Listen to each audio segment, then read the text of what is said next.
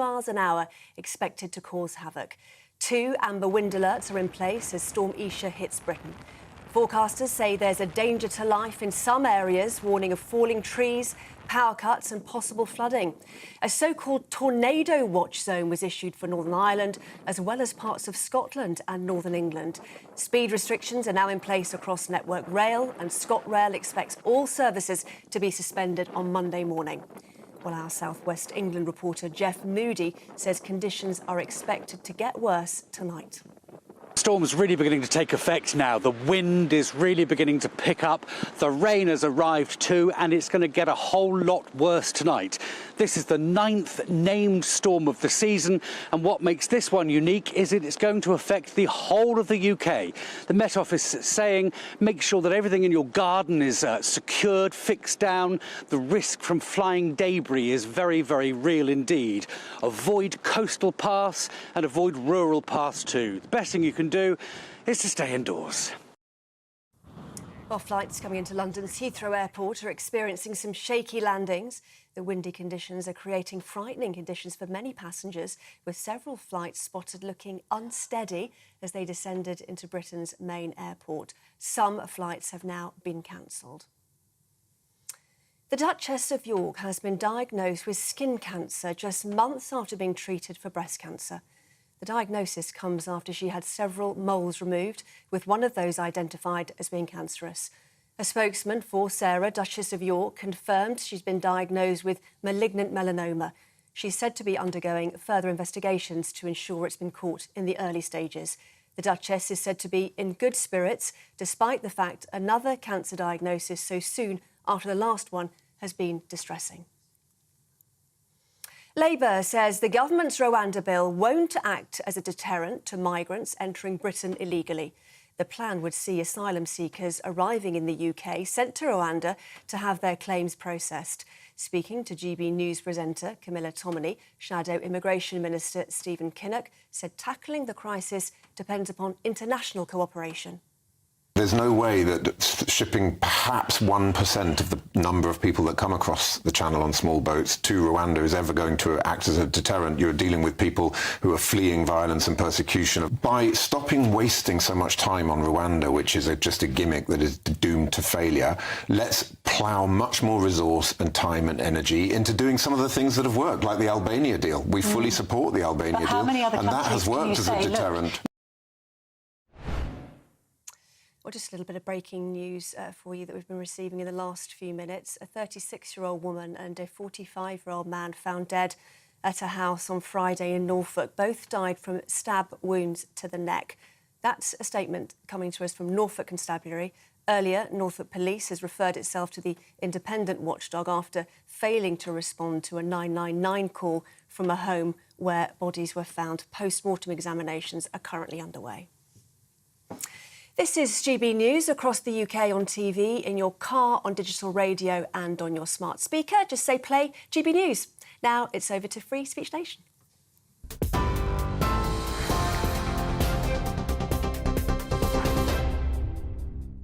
Nicola Sturgeon deletes her WhatsApp messages, a debate kicks off over prayer in schools, and a man who runs a rape crisis centre in Scotland thinks that women who want single-sex services are bigots. This is Free Speech Nation.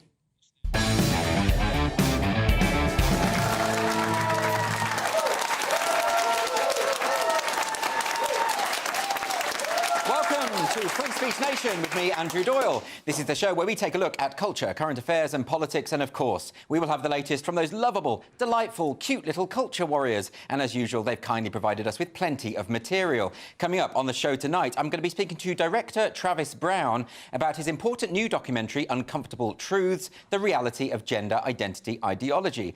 Dr. Jan McVarish from the Free Speech Union will be here. She's going to be telling us about the state of free speech in Northern Ireland, as well as an upcoming event in Belfast.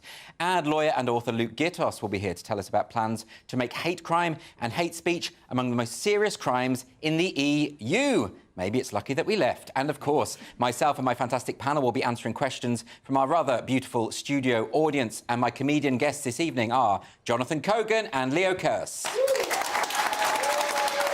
Welcome both. Hello, how are you, Jonathan? Doing good. You were out till 5 a.m. last night. You dirty stop I'm out. a bit snoozy today. Yeah, you look a bit rough. We were slinging D all over town. We had a great time. What does slinging D mean? Don't worry. We went out drinking with some comedians with the fellas. It was great. Yeah, OK. What about you, Leo? You've been working, haven't you? Yeah, I've been working, so I'm also tired, but for more wholesome reasons. Yeah, you have work and you have a small baby as well. So Yeah. You have got no time for this kind of gallivanting. No, not at all. I think it's outrageous. Let's get some questions. We've got a really fantastic studio audience tonight. We've got our first question coming from Daniel. Daniel. Hi, Annie. How are you? Hey. Good, good. And how is your brother? Can't complain. Good, wonderful. OK, twins, what is your question? So, my question is that should prayer be banned in schools? Should prayer be banned in school? This has, of course, been a major story this week because of Catherine Burblesing's school, the Michaela Community School, which I have visited. It's a fantastic school. They're facing a High Court challenge from a Muslim pupil because she doesn't like the fact that there is no prayer allowed at Michaela Community School. I mean, the ban is there because it is a secular school and various religious groups make various sacrifices. So they've had Christian parents complaining that they're doing revision sessions on a Sunday. They have Jehovah's Witness parents complaining that they're studying Macbeth because that's not allowed because it's got witches in it. So they're upset about that. It's a great play, mind you. Is it right that a High Court should be looking into this school? No, of course not. And if you send your kids to a school because the system there gets such amazing results, and it does get amazing results, Ofsted ranked it #1 out of thousands and thousands of schools for improving. So if you send your kids to this school to benefit from this system, you can't go in there and be like, well, actually, we need to change the system and my kids need to be able to pray 5 times a day and all that sort of stuff. I think there should be, I think if any parent says this, because it's coming from the parents, obviously, they should be forced to be Scientologists. And I think... No one should endure that kind of punishment, because you'd have to hang out with Tom Cruise all hold the time. Hold the baked bean cans, find out, do that personality test. I'd love to do the test. I want to know how many demonic alien spirits I've got inside me. Yeah, apparently it costs quite a bit to get rid of them, but... I just want to know if I've got a personality. Yeah, well, I can tell you that, Leo. The test comes back negative, yeah. What do you think? By the way, we should say that the Daily Mail have just reported that the schoolgirl who has taken the action was actually...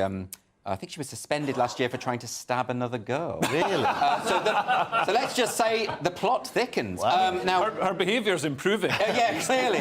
What we should say to suing. What we should say, Jonathan, about the Michaela School, I think it is really important that people understand this. This is a school for inner city kids. This is a school for underprivileged kids. They get incredible results. And when I went there, I was genuinely surprised. There's no talking in the corridors. You get a detention if you forget your pen. The discipline is really, really severe. But as a result of that... Sounds like GBNews. It is. I mean, we're quite stringent. You're never going to let that go, are you, Leo? But the point is that it does work. Now, I think I have always been of the belief that children need to be socialised effectively. Discipline is really important. Yeah, look what happened to me. Well, exactly. You went to a posh private school where you could do whatever you want. Everyone assumes I went to private school. I didn't. Did you not? It was a posh other school. But it was a posh school. It was a posh school, yeah. Yeah, and obviously. you turned out terribly. Yeah. You have no discipline at all. No, I'm a mess. Yeah, you're an absolute mess. I'm so hungover. I shouldn't even be on television right now, but that's fine. We're getting through it. But don't you think that you would have been benefited from going to a school like Michaela? Oh, I think so. I think there's definitely lots of advantages to that. I read through some of the rules that the school has. Like, they sit you in groups of 6. You can't sit with whoever you want. Yeah. At lunch would have been great because then I would have had some friends. But at the same time, that kind of authority for me, I don't think that would have worked. I have to push back. Oh, really? You have to. But I also appreciate they're trying something new and it does get results. Well, one of the ideas is that people of religious groups, I mean, roughly 50% of the pupils are Muslim, but there are other religious faiths there, and they don't want people to segregate. They don't want all the Muslims sitting in one place and all the Sikhs sitting in another. They don't want that. They want people to mix, and that was the idea of going vegetarian in the cafeteria, so that everyone sits together and talks together. I think that's very valuable, And he's too weak to question any of the rules. Yeah, well, exactly. Well, that's what you think, but I have some incredible upper body strength, and I don't eat meat. Do you want an arm wrestle? Do you want to do that right now? All right, let's do it right now. All right, take your shirts off. No, I don't actually want to do that. I'm not taking my shirt off. Maybe later. OK, so let's move on to another question now. We've got a question from Henry. Where is Henry? Hello, Henry. Hello. Do you regularly delete your WhatsApp messages? Do you, Henry? I've never deleted one, no. OK, because you've got nothing to hide, I believe you. This is actually, of course, a reference to Nicola Sturgeon, and this is a hearing of the COVID inquiry. This was in Edinburgh this week, has found out that Nicola Sturgeon, the former First Minister, has not retained any of her WhatsApp messages. Now, it's interesting, Leo, you will, I'm sure, have a lot to say about this as a huge Nicola Sturgeon fan. I know you've got a bust of her in your living room, various posters. But what I would say is some of her critics are saying that actually this is not necessarily lawful. That's the claim they're making, because these are documents relating to the inquiry that people were told in advance would have to be retained. Do you think that... Now, look, we don't know for sure whether that's right or not, but what do you make of all this? Yeah, no, it's quite a serious breach if it does transpire that she deleted WhatsApp messages after being told these are documents that are, we're in the discovery phase of the inquiry. So we're going to need those. No, not at all. Boris... people went through his WhatsApps, and maybe after they saw what happened when people went through Boris's WhatsApps, that's why people are now deleting their WhatsApps. Yeah. But this is quite a serious thing. So on the downside, it shows that the Scottish government lies and is in contempt of court possibly. But on the plus side, nobody's going to see the horrible dick pics that were on that in those messages. OK, just like to apologise for that language. We're sorry about that if anyone was offended by that. Leo, remember this is a pre-Watershed show. But what do you make of this point about Nicola Sturgeon potentially... Because sometimes you set your WhatsApp to delete, don't you? I think sometimes you have it automatically deleted. Maybe it's a mistake. Yeah, I mean, possibly, but I think she set that up after being told. And also, I think if you're using WhatsApp as a communication tool, it's part of the evidence trail for decisions made in government. So you've got to preserve that. I just feel like giving her the benefit of the doubt on this one a little bit. Maybe. Well, no. I'm getting booed on my own show. Well, this is ridiculous. I think you people are a disgrace. Yeah. This is about free speech and different ideas. Unbelievable. And I don't like you siding with Leo anyway. Jonathan, what do you make of this? She strikes me as the kind of person who accidentally wipes her phone about once a month. Do you think? Yeah, you don't that was a trust her? fumble. No, accidentally. I think she just doesn't know how to upgrade Oh, yeah, so the it iOS. might be an accident. Exactly, yeah. Well, look, I think a lot of people are annoyed about this because, well, she has had a string of failures, hasn't she? Across the board. And I think people are just getting sick and tired of it. Haircut. Well, I wasn't talking about the haircut. I think she looks perfectly well turned out. Let's move on to a question from Marcus. Where's Marcus? Hi there. Hi, Marcus.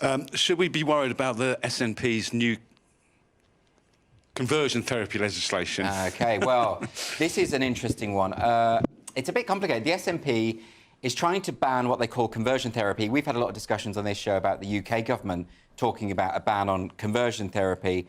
But it's a bit complicated because when we think of conversion therapy, we think about back in the 70s or 60s when they would wire gay men up to electrodes and try and convert them away from their sexual orientation. That's not what they're talking about. That doesn't go on anymore. They're talking about the idea that if a young person goes to a gender clinic, feels uncomfortable, maybe experiencing symptoms of gender dysphoria, and then the doctor says, well, let's talk about this, let's examine where these feelings might have come from.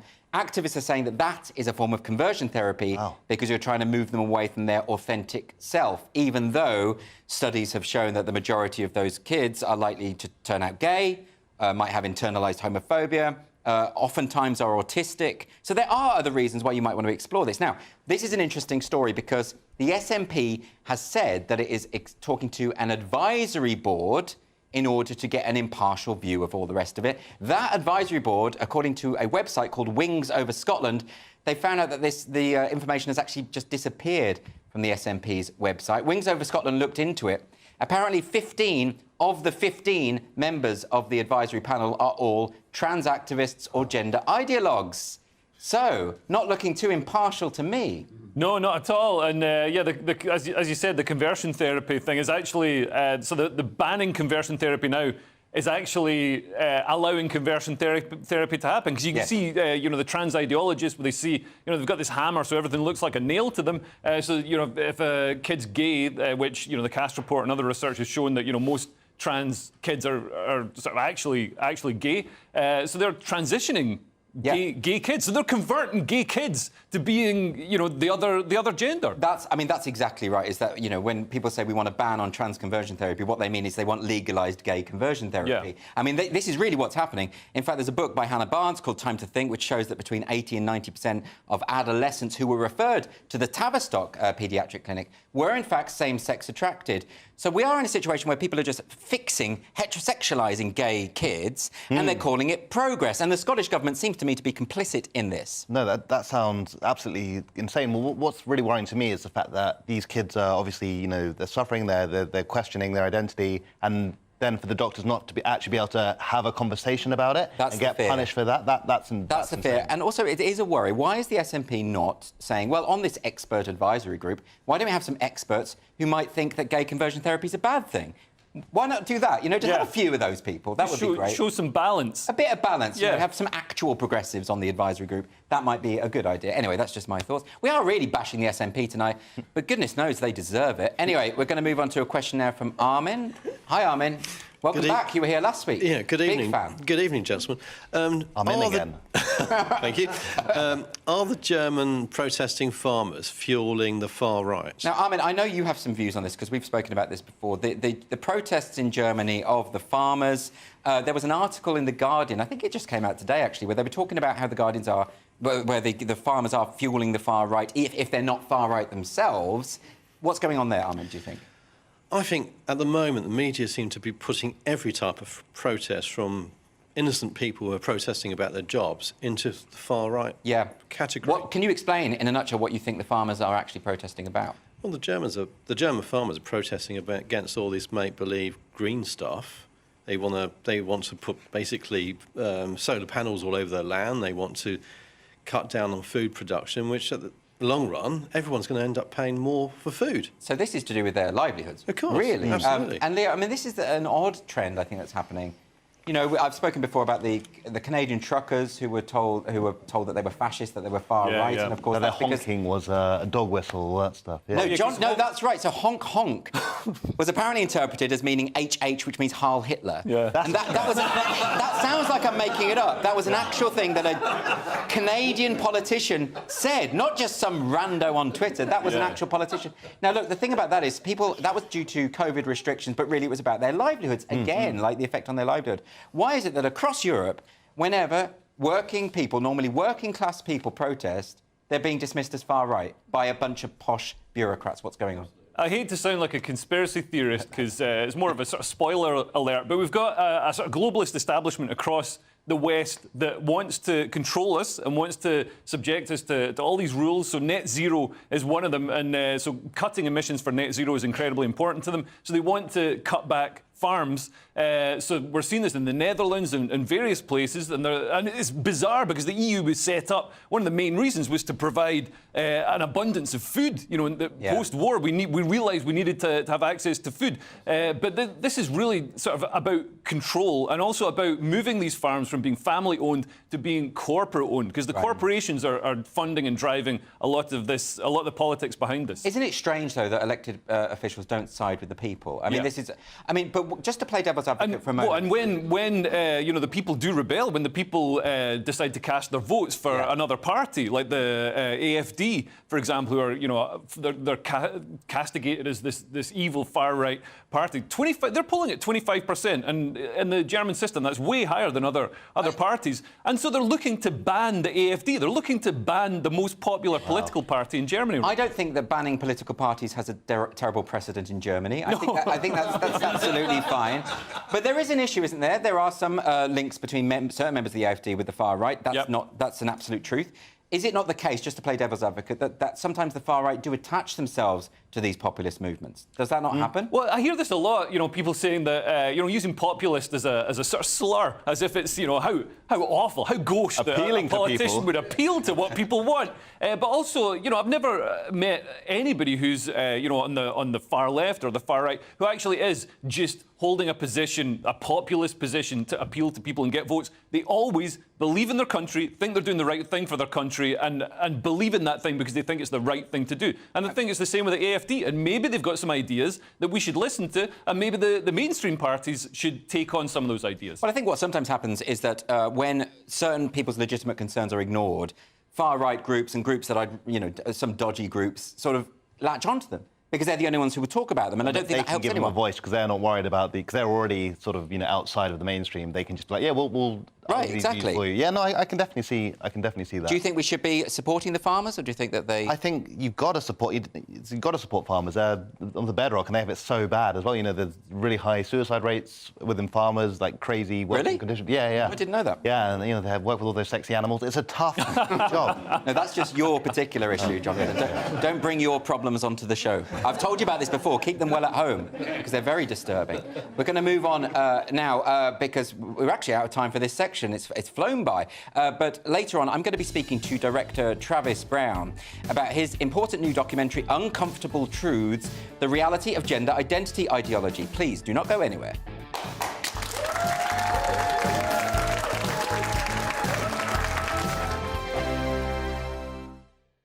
I'm Christopher Hope. And I'm Gloria Di Piero, bringing you PMQ's Live here on GB News. Every Wednesday, we'll bring you live coverage of Prime Minister's questions when Rishi Sunak and Sir Keir Starmer go head-to-head in the House of Commons. We'll be asking our viewers and listeners to submit the questions that they would like to put to the Prime Minister, and we'll put that to our panel of top politicians in our Westminster studio. That's PMQ's Live here on GB News, Britain's election channel.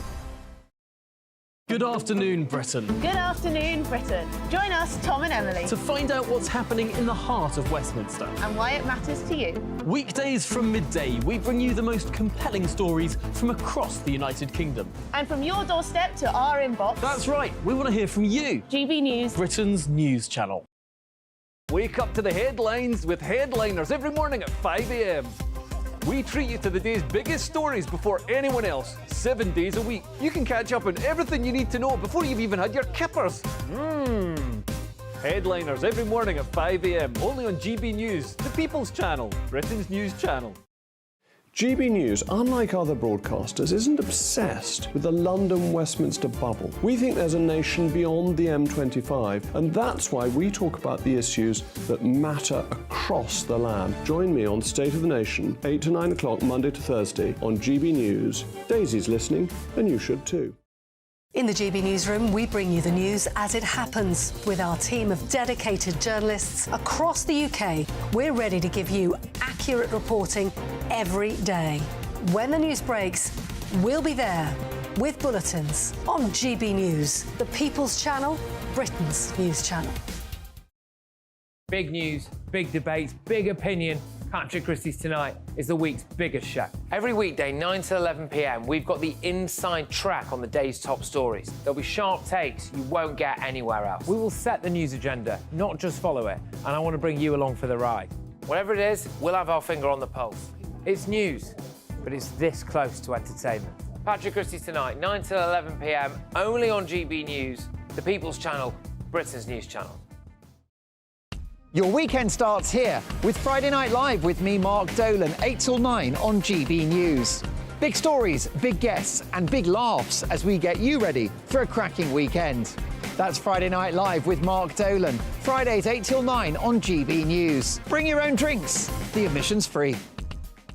I'm Andrew Doyle. Join me at 7 o'clock every Sunday night for Free Speech Nation, the show where I tackle the week's biggest stories in politics and current affairs with the help of my two comedian panellists and a variety of special guests. Free Speech Nation, Sunday nights from 7 on GB News, the People's Channel, Britain's news channel.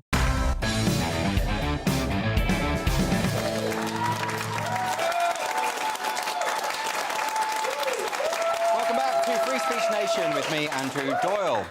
Travis Brown is a writer, director and editor whose new documentary is called Uncomfortable Truths, the reality of gender identity ideology. The series is designed to help people better understand what it describes as the trans movement and outlines what can be done to help people who may have been negatively impacted by such an ideology. Here's a little clip first. These people are pushing this, right? And these people are pushing against this, and calling us weirdos and freaks and everything that I had hoped that would never happen again. But now because of this, those people have ammunition to again call us freaks and weirdos and that we're doing this to children. We're literally giving them the ammunition to set us back in our rights and where we are. I was living a comfortable life. So were all my trans friends. Now we're teaching kids that they're not boys and girls? How do you think that's gonna translate to the rest of the world? It's going to make people think we are insane and that we are indoctrinating children into a belief system that is not real.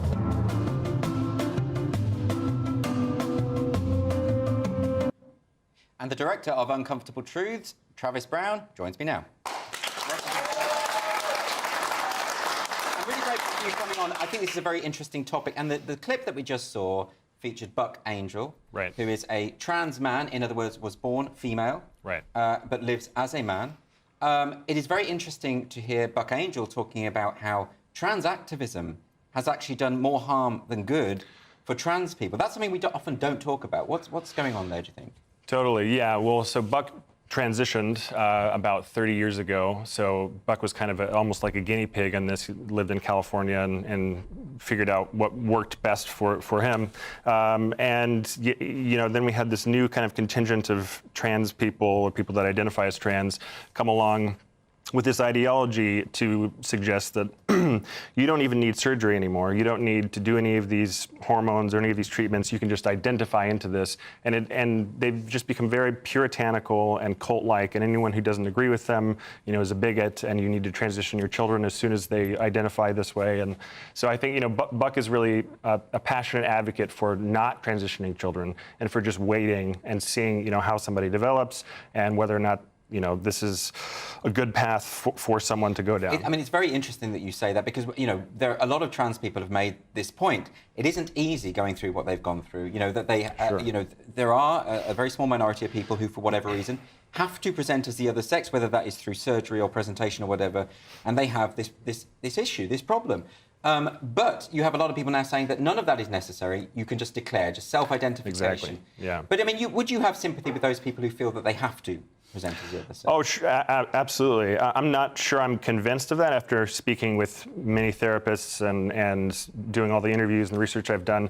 I think it's possible that perhaps everyone could, you know, alleviate their gender distress with the right treatment. I think that's certainly possible. That's something that's not discussed often enough. However, I have no problem, you know, Buck as an adult wants to do that and is not influenced by this cultish ideology, but just feels like this is the best path for Buck. I think people should be free to do that. And we've seen a lot of people sort of suggest that the self-identification is all that's required. There was a story this week about a Spanish soldier who says he's going to make no effort to change his appearance or anything, but wants access to women's changing rooms. Right. This seems to be getting, this is something that's happening more and more, and I don't think this reflects well on if there is a trans community, on that community. Right. Yeah, whether or not there's a trans community is debatable, but certainly online and certain contingents of, especially in the United States, like in Portland where I used to live, there are, you know, there's what they call Trantifa, which is Antifa and trans mixed together. We should say that Antifa is a group, they're based on the phrase anti-fascism, and the way that they prove their anti-fascism is to go around beating up people who don't agree with them. Correct. Yeah, very interesting. Yeah. So Trantifa, this is a trans... Yeah. Andy Noah has covered this quite a lot, but no, it's clearly not doing the people who are distressed about their gender any good for these people to be pushing this on kids, pushing this on.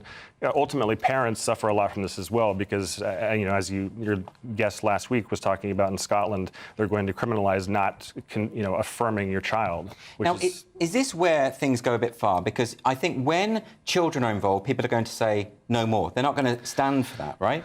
Yeah, I mean, you'd hope so. Certainly a lot of people are waking up, for the lack of a better phrase, to this problem, especially because younger and younger kids are being pushed into using puberty blockers and taking cross-sex hormones and even surgeries. And now we have data on this. Komodo Health did a study on insurance claims, and it shows the numbers in the United States, how many kids are now being assigned this you know, disorder, gender dysphoria, as well as all these kids, little children below 18 that are getting double mastectomies, that are taking cross-sex hormones, that are being sterilized for life. So we have the numbers on this.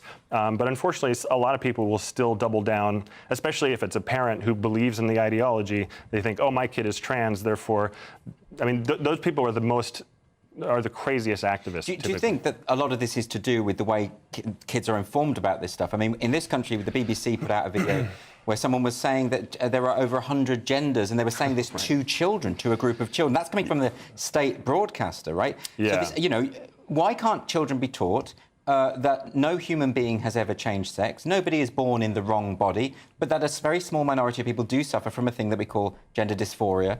Because is that to some extent to blame for the social contagion we're seeing? Absolutely. There's a number of factors, and TikTok and YouTube is contributing to it as well. But in the United States, it's also the case that kids are being taught, you know, there are these gender expansive lesson plans for kids. They don't need to learn about this at all. I never talked about gender, thought about it when I was growing up. Most people, I mean, I don't think the average kid needs to learn about this at all. If they do learn about it, they should have a balanced viewpoint and say, you know, the parents should inform them that this is something that's sort of on the horizon so they can kind of prepare for it. But most kids, as we know, grow out of this, and so it's... What do you make of this? I mean, I've found it would seem that a lot of the research is suggesting that animosity towards the gay community is on the rise as a result of this notion that there is an LGBTQIA+ community right. and that all of them are trying to effectively indoctrinate children into this strange new religion. Yeah, that acronym now includes numbers. It's ever expanding. 2S as well. Right. Yeah. Yeah. There's gays against groomers who are constantly. It's a group, group of gays and lesbians that are pushing back against this because they don't want children to be, groomed. And so there are some people that are pushing back against that. But there's this almost joke about transing the gay away that was apparently told at Tavistock. I interviewed Marcus and Sue Evans, who blew the whistle on Tavistock. And it's devastating to think that, these poor young kids who are likely going to turn out to be gay are getting these, surgeries and these hormones and these things that will really ruin their lives. It just feels very regressive, doesn't it? Absolutely. So you mentioned you spoke to a couple of the whistleblowers from the Tavistock clinic. Yeah. Who else is featuring in the film that you've made? So yeah, in addition to Buck Angel, I interviewed Helen Joyce.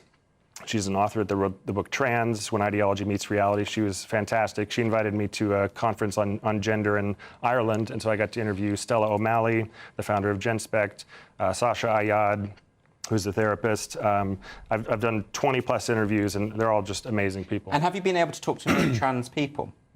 A few. I've also tried to reach out to the people who are pro-gender affirming care. In other words, that want to, affirm a child's gender at the first sign. However, most of those people don't want to talk to me. They don't want to talk and put their own views out there, which I find really unfortunate because you'd think that they would want to promote what they're doing, but they don't even want to talk to me. Well, this is the problem I faced on this show. I've always invited people of that belief because I want to hear what they've got to say. Totally. But activists such as Stonewall have always said we won't have a debate on this. You either agree or we're not going to talk to you. Well, you're not going to persuade anyone, are you? Right. Finally, Travis, could you tell people where people can see Uncomfortable Truths, your documentary? Yeah, totally. So I have a Locals, and you can sign up. It's travisbrown.locals.com. The first episode is out on there, and then I have YouTube, which I put a lot of stuff on YouTube, which is at Become the Signal. At Become the Signal. Fantastic. Yeah. Travis Brown, thank you for joining us. Thank you.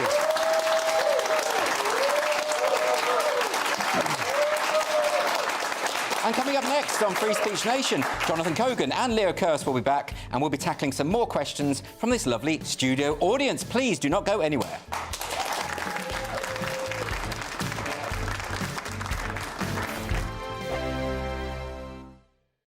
Your weekend starts here with Friday Night Live with me, Mark Dolan, 8 till 9 on GB News. Big stories, big guests and big laughs as we get you ready for a cracking weekend. That's Friday Night Live with Mark Dolan, Fridays 8 till 9 on GB News. Bring your own drinks, the admission's free. Wake up to the headlines with headliners every morning at 5 a.m. We treat you to the day's biggest stories before anyone else, 7 days a week. You can catch up on everything you need to know before you've even had your kippers. Headliners every morning at 5 a.m, only on GB News, the People's Channel, Britain's news channel. In the GB Newsroom, we bring you the news as it happens. With our team of dedicated journalists across the UK, we're ready to give you accurate reporting every day. When the news breaks, we'll be there with bulletins on GB News, the People's Channel, Britain's news channel. Big news, big debates, big opinion. Patrick Christie's Tonight is the week's biggest show. Every weekday, 9 to 11 p.m, we've got the inside track on the day's top stories. There'll be sharp takes you won't get anywhere else. We will set the news agenda, not just follow it, and I want to bring you along for the ride. Whatever it is, we'll have our finger on the pulse. It's news, but it's this close to entertainment. Patrick Christie's Tonight, 9 to 11 p.m, only on GB News, the People's Channel, Britain's news channel. Good afternoon, Britain. Good afternoon, Britain. Join us, Tom and Emily, to find out what's happening in the heart of Westminster and why it matters to you.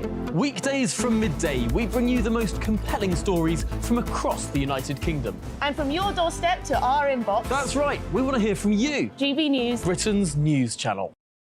GB News, unlike other broadcasters, isn't obsessed with the London-Westminster bubble. We think there's a nation beyond the M25, and that's why we talk about the issues that matter across the land. Join me on State of the Nation, 8 to 9 o'clock, Monday to Thursday, on GB News. Daisy's listening, and you should too. I'm Andrew Doyle. Join me at 7 o'clock every Sunday night for Free Speech Nation, the show where I tackle the week's biggest stories in politics and current affairs with the help of my 2 comedian panellists and a variety of special guests. Free Speech Nation, Sunday nights from 7 on GB News, the People's Channel, Britain's news channel. GB News is Britain's news channel, and now you can support it. All you have to do is scan that QR code that's up on your screen right now, or you can go to gbnews.com/support and become a GB News member. You'll have fantastic benefits. We're also going to organise special events where you as GB News members can meet the presenters, the on-screen faces. Scan the QR code or go to gbnews.com/support. Thank you so much. On Mark Dolan tonight, in My Big Opinion, a top cellist says Rule Britannia should be axed from last night of the proms. When did it become a bad thing to love your country? In My Take at 10, threatening attacks on the BBC's biggest star are a disgrace. But be clear, Gary Lineker is no victim. And as he stands down as leader of UKIP, Neil Hamilton reflects on 60 years in politics and his hopes for the future of British conservatism. We're live at 9.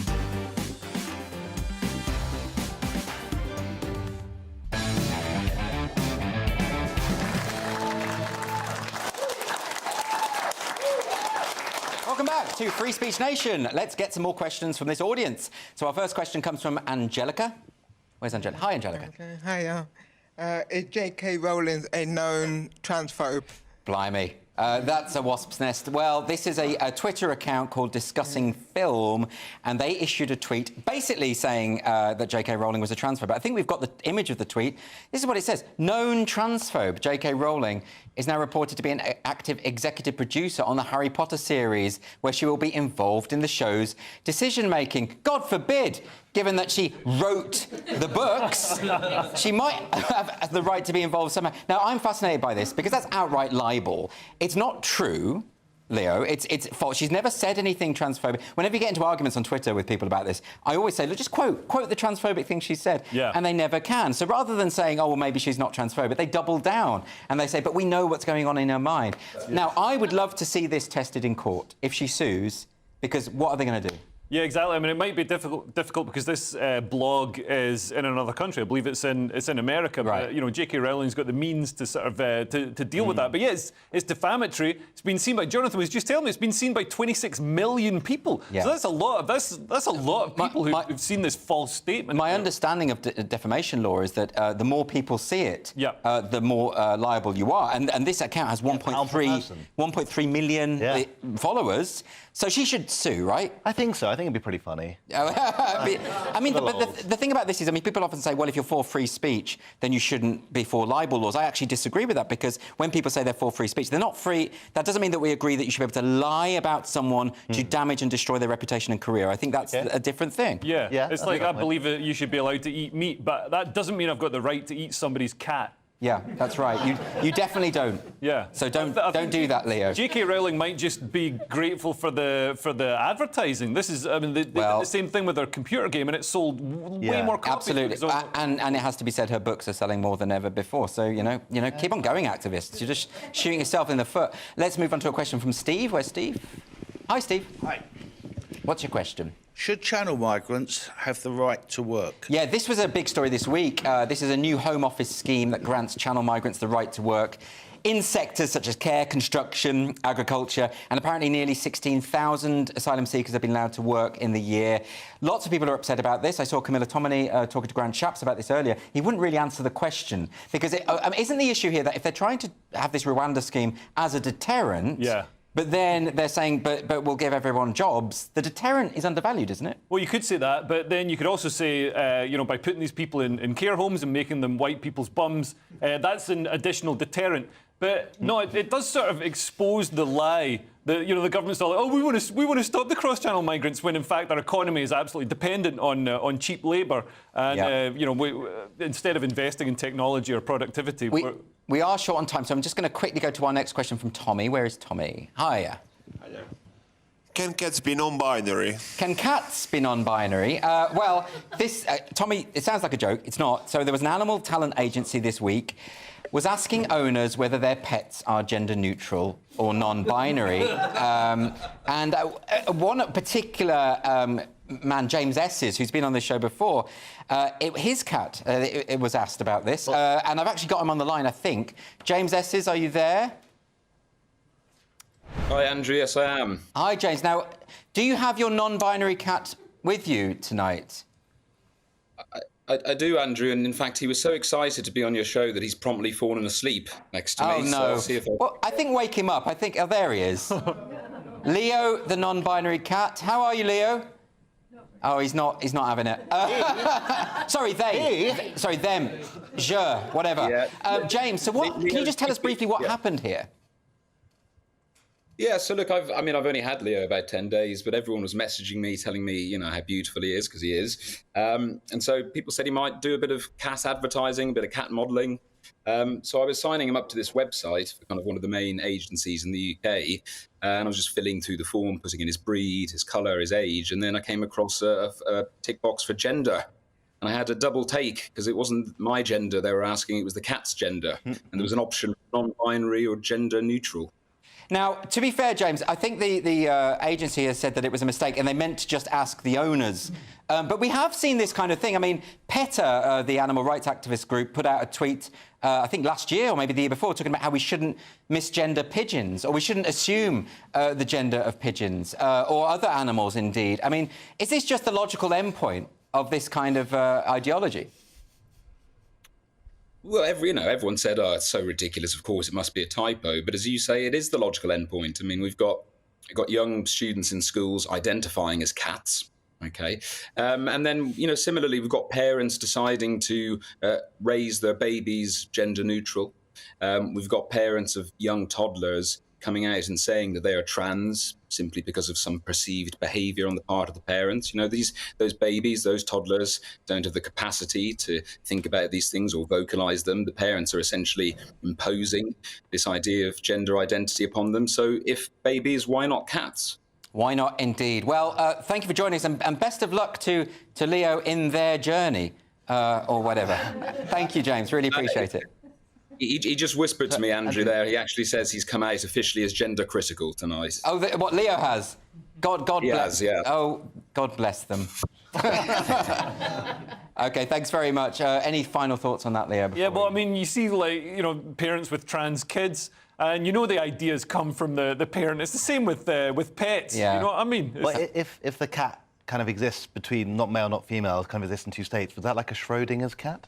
Very good, Jonathan. You see, that's why we have him, for the smarts. On that for 7 minutes. Well, look, next this evening we've got Dr. Jan McVarish from the Free Speech Union. She's going to be here to tell us about the state of free speech in Northern Ireland and also an upcoming event in Belfast. Please don't go anywhere.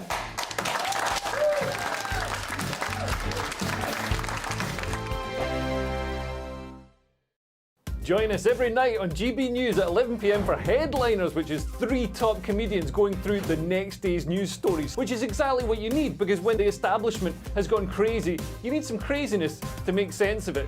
Headliners. You don't have to bother reading the newspaper. We've got it covered for you. Every night at 11 p.m. and repeated every morning at 5 a.m. We won't send you to sleep like some of the other paper review shows out there. So join us 11 p.m. every night on GB News. The People's Channel, Britain's news channel.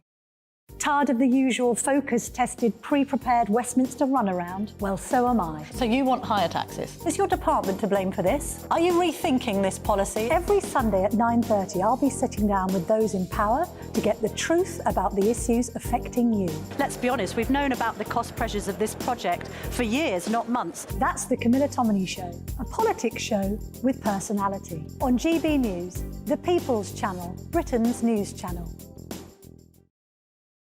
I think the most exciting bit for me is talking to people. People who I think are ignored often by the major news channels. We're going to give news they want to hear. There's a voice there that needs to be heard. I think there's a chance here for a diversity of opinion to be expressed, which you don't find elsewhere. It's really exciting. We don't hold back. We're free to say how decisions that are taken here affect us all around the country. Only on GB News, the People's Channel, Britain's news channel. Good afternoon, Britain. Good afternoon, Britain. Join us, Tom and Emily, To find out what's happening in the heart of Westminster. and why it matters to you. Weekdays from midday, we bring you the most compelling stories from across the United Kingdom. And from your doorstep to our inbox. That's right, we want to hear from you. GB News, Britain's news channel. Every Sunday from 11, join Michael Portillo. There will be topical discussion, looking at the week before and the week to come. So kick back and relax at 11 a.m. on Sundays on GB News with me, Michael Portillo. GB News, the People's Channel, Britain's news channel. Your weekend starts here with Friday Night Live with me, Mark Dolan, 8 till 9 on GB News. Big stories, big guests and big laughs as we get you ready for a cracking weekend. That's Friday Night Live with Mark Dolan. Fridays 8 till 9 on GB News. Bring your own drinks. The admission's free. Big news, big debates, big opinion. Patrick Christie's Tonight is the week's biggest show. Every weekday, 9 to 11 p.m, we've got the inside track on the day's top stories. There'll be sharp takes you won't get anywhere else. We will set the news agenda, not just follow it, and I want to bring you along for the ride. Whatever it is, we'll have our finger on the pulse. It's news, but it's this close to entertainment. Patrick Christie's Tonight, 9 to 11 p.m, only on GB News, the People's Channel, Britain's news channel.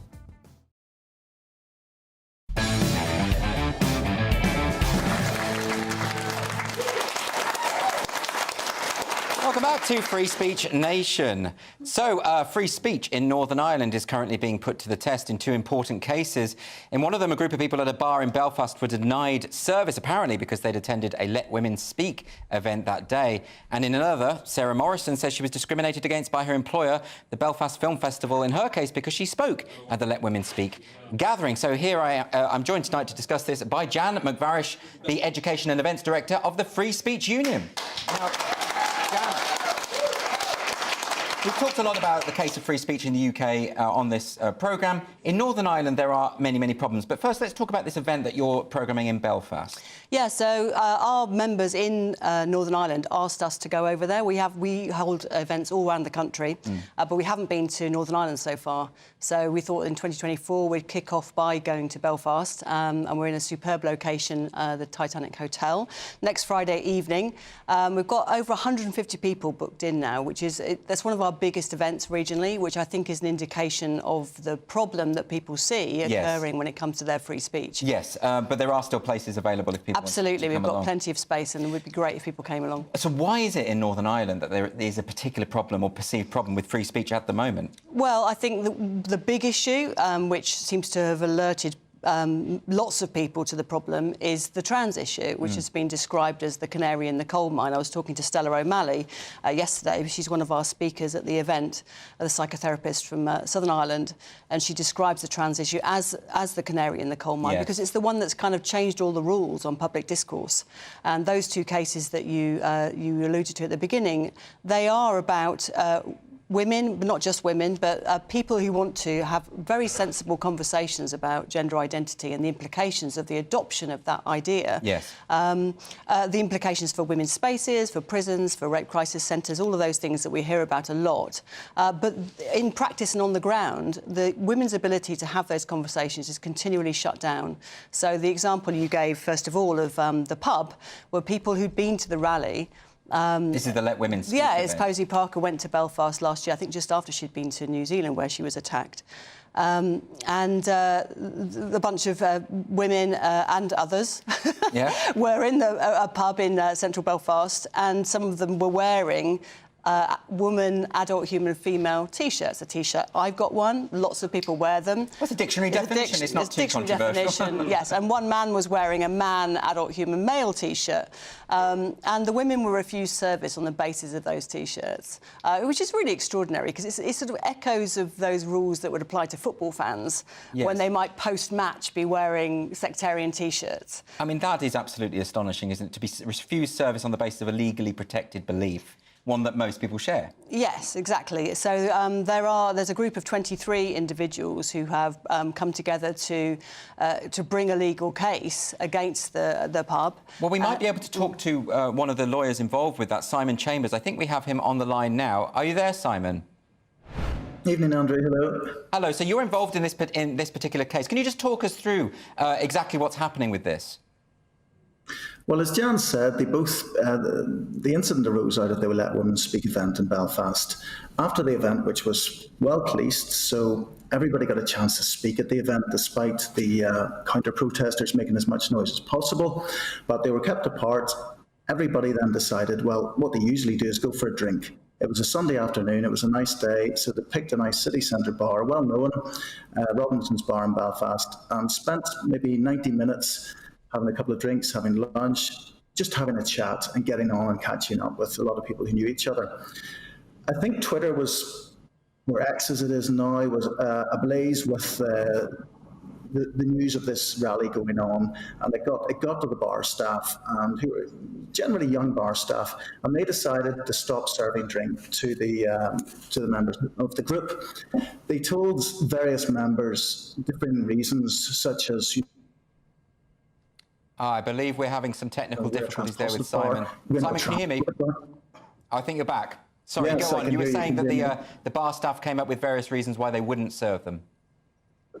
Yes, and we have these in video. They were said we're a trans-positive bar, we're not a transphobic bar, and refused service. And then whenever one of the bar staff was explaining to another gentleman, an elderly gentleman, why he was being served, and the gentleman... I think we've lost Simon again there. I'm going to come back to Jan on that because he was about to mention a gentleman leaned in to hear better why they weren't being served and was actually physically assaulted at that point. Yes, that's what I've heard. The chap was headbutted. Yes. In effect. Now, so why is this going on? Why is there such animosity? Why is there such determination to silence people, to not serve them drinks, to treat them as pariahs? Well, I think in this particular issue, the dial has shifted, and there's been a kind of very active attempts by activists to change what public discourse is and the rules of which it can under which it can take place. And so the kind of slogan "No debate." Our identity is not up for debate, our existence is not up for debate, has had an incredible chilling effect. Yes. And an awful lot of people have now learnt that rule, whether or not they agree with it. And so, therefore, those people who break that rule are then become cast as extremists and seen as people, well, why would you do such a thing? Why would you cause such offence by wearing such a T-shirt or whatever? Or, yes. Yeah. And one of the other guests you've got speaking at the event is David Quinn, who's a journalist from Dublin, and he's been on the show to talk about the problems in Southern Ireland as well. There seems to be a broader problem. They're introducing hate speech legislation where the kinds of people you're describing, people who want to make these what you'd call gender-critical statements, this law could be weaponised against them too, couldn't it? Yes, and we undertook a survey back in 2022 relating to the hate crime legislation that's being proposed in the north, and we found that 81% of people felt that their freedom of expression was less free than it had been 10 years ago, and over half of the people that we surveyed thought that they themselves may well fall subject and fall foul of hate crime legislation as it was being proposed by the Department of Justice.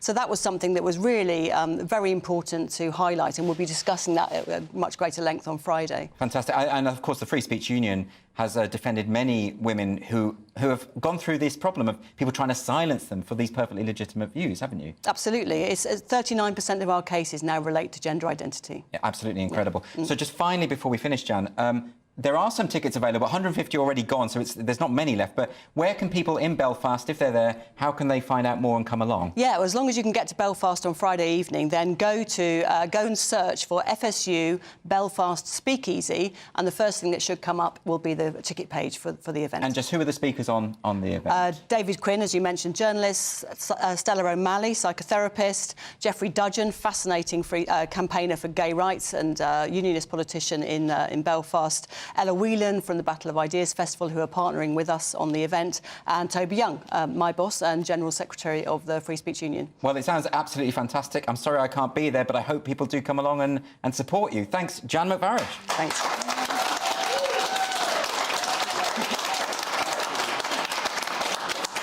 And thanks also to Simon Chambers, of course. Unfortunately, we had a few technical difficulties, so we couldn't go back to him. But thank you very much, Simon, for joining us. There is plenty more to come on Free Speech Nation tonight, including an EU crackdown on hate crime, an Australian academic who says he was sacked over a tweet, and, of course, some more questions from this absolutely fantastic studio audience. So please do not go anywhere.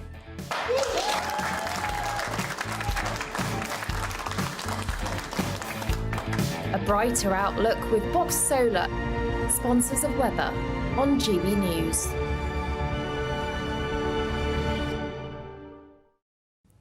Good evening. Welcome to your latest GB News weather. I'm Ellie Glazier.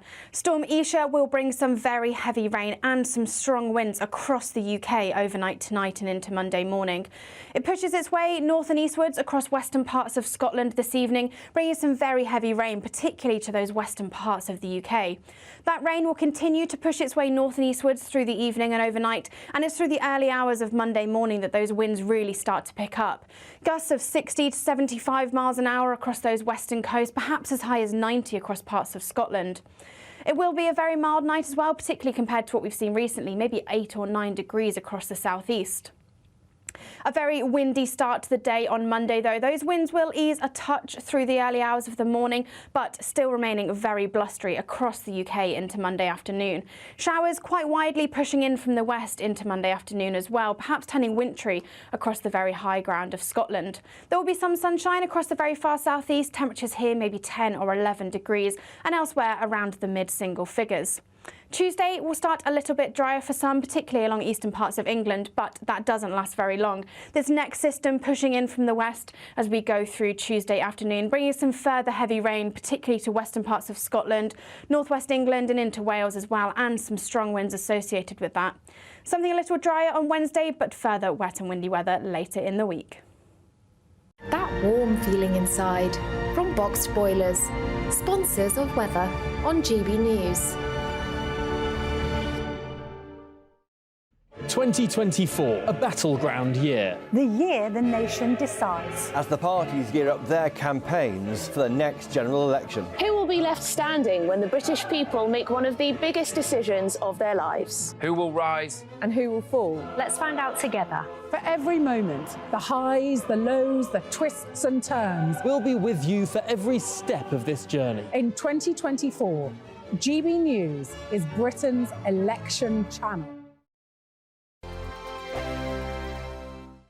When the news happens, it happens here. And really important breaking news. Breaking news this morning. On TV, radio and online, the news starts here on Britain's Newsroom. All the biggest stories and the answers that you need from across the UK and beyond. Join Britain's Newsroom from 9:30 on GB News. The People's Channel, Britain's news channel. Have a great Saturday night with me, Leo Curse, on the Saturday Night Showdown. It's a crazy world out there, so come and make fun of it with me, my panel of comedians, and a couple of people who actually know what they're talking about. This Saturday Night Showdown is your front row ticket to the clown show every Saturday, only on GB News, the People's Channel, Britain's news channel. Your weekend starts here with Friday Night Live with me, Mark Dolan, 8 till 9 on GB News. Big stories, big guests and big laughs as we get you ready for a cracking weekend. That's Friday Night Live with Mark Dolan, Fridays 8 till 9 on GB News. Bring your own drinks, the admission's free. Now then, Lee Anderson here. Join me on GB News on my show, The Real World, every Friday at 7 p.m. I'm not eating bloody cat. Are you Delicious. mental? Open your mouth. OK, here comes a train. Reminds me of the scene in Singing in the Rain. Adam, is that a good one? Whoa! Join me at 7 on GB News, Britain's news channel. Good afternoon, Britain. Good afternoon, Britain. Join us, Tom and Emily, To find out what's happening in the heart of Westminster. and why it matters to you. Weekdays from midday, we bring you the most compelling stories from across the United Kingdom. And from your doorstep to our inbox. That's right, we want to hear from you. GB News, Britain's news channel. I'm Andrew Doyle. Join me at 7 o'clock every Sunday night for Free Speech Nation, the show where I tackle the week's biggest stories in politics and current affairs with the help of my 2 comedian panellists and a variety of special guests. Free Speech Nation, Sunday nights from 7 on GB News, the People's Channel, Britain's news channel. In the GB Newsroom, we bring you the news as it happens. With our team of dedicated journalists across the UK, we're ready to give you accurate reporting every day. When the news breaks, we'll be there with bulletins on GB News, the People's Channel, Britain's news channel. Wake up to the headlines with Headliners every morning at 5 a.m. We treat you to the day's biggest stories before anyone else, 7 days a week. You can catch up on everything you need to know before you've even had your kippers. Headliners every morning at 5 a.m. only on GB News, the People's Channel, Britain's news channel. GB News, unlike other broadcasters, isn't obsessed with the London-Westminster bubble. We think there's a nation beyond the M25, and that's why we talk about the issues that matter across the land. Join me on State of the Nation, 8 to 9 o'clock, Monday to Thursday, on GB News. Daisy's listening, and you should too.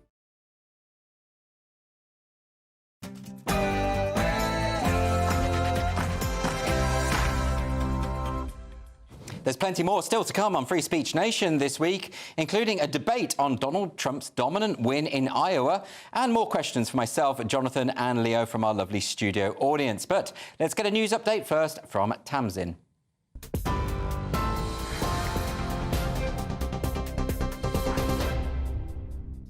Andrew, thanks very much, and good evening from the GB Newsroom. A 17-year-old boy who was stabbed to death in Birmingham city centre on Saturday has been named as Mohammed Hassan Ali. West Midlands police say officers were called to Victoria Square after the 17-year-old was found seriously injured. He was rushed to hospital but later died. Anyone who may have taken pictures in the area around the river statue on Saturday afternoon is being urged to contact police. The Met Office says 90 miles per hour winds have hit parts of Wales this evening as Storm Isha hits Britain. Forecasters say there's a danger to life in some areas, warning of falling trees, power cuts and possible flooding.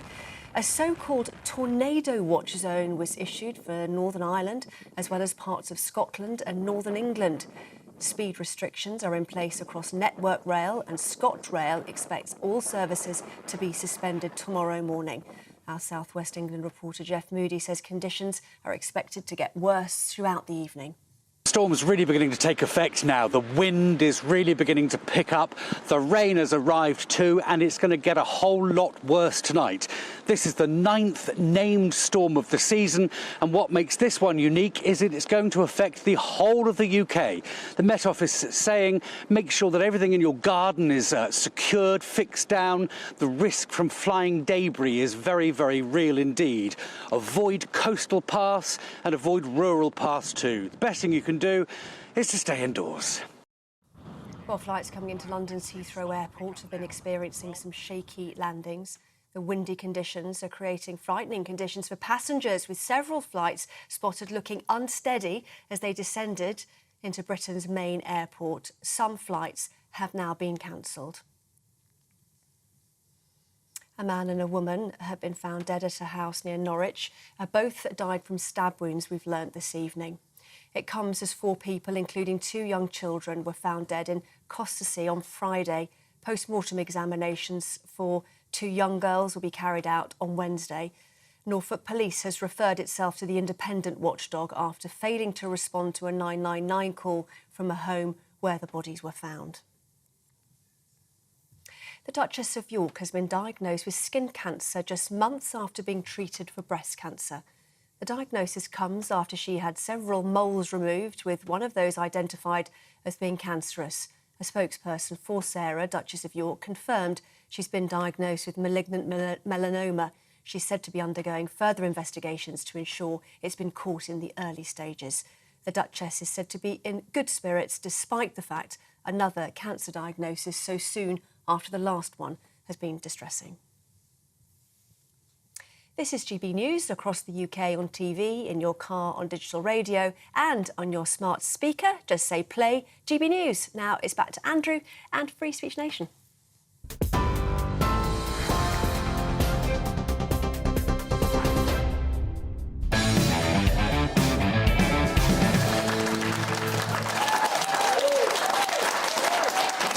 Welcome back to Free Speech Nation. So let's get some more questions from our lovely studio audience. Our first question from Norman. Where's Norman? Here we are. Hi, Norman. Yeah. Is Donald Trump too dangerous for TV? OK, thank you, Norman. This is a fascinating story because, as we all know, Donald Trump romped to victory in the Iowa caucuses this week. But on MSNBC, when he took to the stage, Rachel Maddow, who was reporting at the time on MSNBC, said that they weren't going to cut to President Trump's speech. Let's hear what she had to say. There is a reason that we and other news organizations have generally stopped giving an unfiltered live platform to remarks by former President Trump. It is not out of spite. It is not a decision that we relish. It is a decision that we regularly revisit.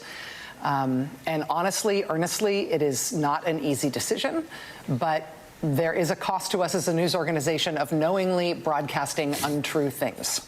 That is a fundamental truth of our business and who we are. And so his remarks tonight will not air here live. We will monitor them and let you know about any news that he makes. And I should say that in the past 2 minutes, some breaking news for you. According to Bloomberg, Ron DeSantis is on the cusp of dropping out and endorsing Trump in his race for the White House. So that's big news there. Very interesting, Leo, from Rachel Maddow. I would have thought that the Republican frontrunner for their presidential candidacy, I would have thought that what he's got to say is newsworthy. Yeah. What do you think? When Trump says, look, they try and steal the election from me, the establishment works against me, he's not a crazy conspiracy theorist. You can see it happening right in front of you here. He's denied a platform, he's denied a voice on this mainstream news show. I find it bizarre. I mean, we're not talking about some strange blogger or something where, we're talking about the former president of the United States who is running again and may very well win. Yeah. What are they going to do if he wins? Are they just never going to mention him? What is going to happen? That's what they did last time. They kicked him off Twitter when he was still president. Insane. Jonathan, any thoughts about it? I mean, part of me is disappointed they didn't get a Trump puppet and just recreate the speech. Yeah, OK, that would have been funny at least. It would have had that advantage. But come on, this is not serious journalism, is it? No, it's so incredibly biased. And what's the worry that he's going to say something fake or fallacious? I love the idea that MSNBC think that if they don't platform him, no one will know what Trump said. There isn't a thing called the internet or proper news channels that people can consult, you know? And she's like, we're not doing it out of spite. Yeah, I know. It's unbelievable. For those who didn't see, Jonathan did a theatrical pantomimic wink at the audience there, but we were on an image on Trump, so it was wasted. What do you think about this, Leo? I mean, come on. We're at this point, with Ron DeSantis maybe out the race at this point. Yeah. What do you think Trump's chances are? Who's your money on? Who is your money on? I mean, the thing with Trump is, normally I'd say, he's got really good chances. He didn't even win the Iowa caucus last time round, and he still won the presidency. But there's a lot of things against him. He is getting on just like Biden. He has a lot of lawsuits against him, and also, somebody could decide that it's time for him to commit suicide.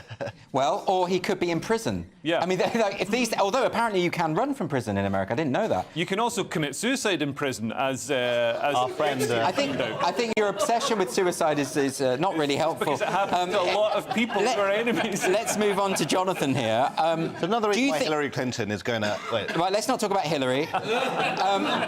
Do you think... I mean, come on. Look, I would have thought that if Ron DeSantis were to run against Biden, Biden would be toast. Let's be absolutely honest about this, because you have a candidate there who can speak and one who can't. But what do you think about the idea that they're going to go with Trump, who is such a divisive figure that actually, surely, if the Republicans had any sense, they'd go with someone like DeSantis? Yeah, I can totally see your point there. I think Trump has so many devotees, and it's such a sort of cult of character that I think that there are people who have just died in the wall for Trump and they want to get those people on side. Well, there are, but there are also people who just absolutely cannot stand him. And I just thought a more sensible... Well, personally, I just think a more sensible approach would have been to go for DeSantis. But if he's out of the race, then he's out of the race. Well, and both sides. I mean, the Democrats should have picked somebody other than Biden and That's Kamala incredible. Harris. Yeah, I know. They're the most unpopular The Dems duo. don't even like Biden. That's the thing. Like, there's a lot of people who like Trump. And Well, don't you think, Jonathan? I mean, I get the impression that Biden doesn't want to be running again. It's just because he did well in the midterms and now he feels like he has to. He doesn't know that he's doing that. He doesn't know he's doing anything. Let him take a ego, rest. pure ego, and also people around him who still want to maintain power. If somebody new came in, they wouldn't be part of the team around him. So it's the people around him who are pushing. I have to say, I wouldn't vote for either of them. I wouldn't vote for Trump. I wouldn't vote for Biden. I just think, is that the best that you can do, America? Yeah. Really? You've just got those two against each other? Come on. Perot. Yeah. I don't put words into my mouth. I don't know who I would vote for, but neither of them. But then I'm politically homeless in the UK as well. So anyway, let's move on to another question. This one's from Angela. Where's Angela? Hi, Angela. Why is a man running a rape crisis centre for women?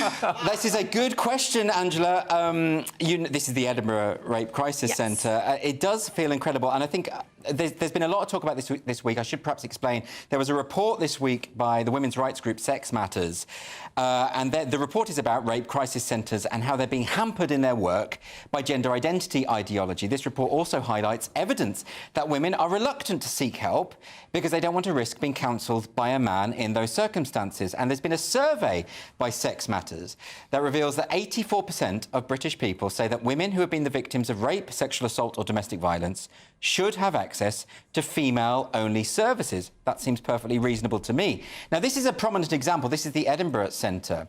It's run by Riddle Wadwa, who was born male. So this is a man running the Rape Crisis Centre. Now, on the Guilty Feminist podcast, Wadwa said, and this is a direct... One second. This is directly a quotation. Said, sexual violence happens to bigoted people as well. And so, you know, it is not a discerning crime. But these spaces are also for you. But if you bring unacceptable beliefs that are discriminatory in nature, we will begin to work with you on your journey of recovery from trauma. But please also expect to be challenged on your prejudices. So just think about that for a moment, the idea that a woman who has experienced sexual assault comes to this place expecting single-sex service and is told, you're a bigot and we need to challenge you. Now, Wadwa also went on to say that survivors of rape and sexual violence should work to, quote, reframe their trauma, adding, quote, you also have to rethink your relationship with prejudice. Now, this is coming to a head because this week there's an employment tribunal involving a former member of staff at the Edinburgh Rape Crisis Centre. This is Ros Adams, a support counsellor, who is claiming constructive dismissal. Now, she was accused of transphobia because she advised her colleagues that they ought to inform a victim of sexual assault that one of their advice workers was, quote, a woman at birth that now identifies as non-binary. Now, details from the tribunal are being live tweeted every day at the moment from a Twitter account called Tribunal Tweets. One witness has claimed that when Wadwa, who runs the centre, was asked what to do if staff weren't sure about the trans-inclusive policies, Wadwa apparently replied, fire them. And as reported in The Scotsman on the first day of the tribunal, quote, Ros Adams told of a woman who was refused support from the centre because she asked if the service was women only. She explained that the woman in her 60s had wanted a female-only group therapy context. On being told that the centre was trans-inclusive, the woman asked, is that women only? And later received an email saying she was not suitable to use its service. In other words, people are being turned away for wanting women single-sex spaces, even after a sexual assault. So the Scotsman also reported that the Edinburgh Centre refuses to refer women to Byra's Place. Now, this is the female-only sexual support service set up by the author J.K. Rowling a year ago. And even though they've closed the waiting list for the advocacy services, they're not referring people on to Byra's Place. Maybe because they presume that it's transphobic to have women's-only spaces. Now, Ros Adams now works at Byra's Place and has testified that the Edinburgh Centre will not refer victims to their services. I think this is a big story, Leo. I also don't think it's unreasonable for women who've been through sexual assault to expect or to request to not have men around. Like, I think that's reasonable. I think these women have to understand that the patriarchy is back.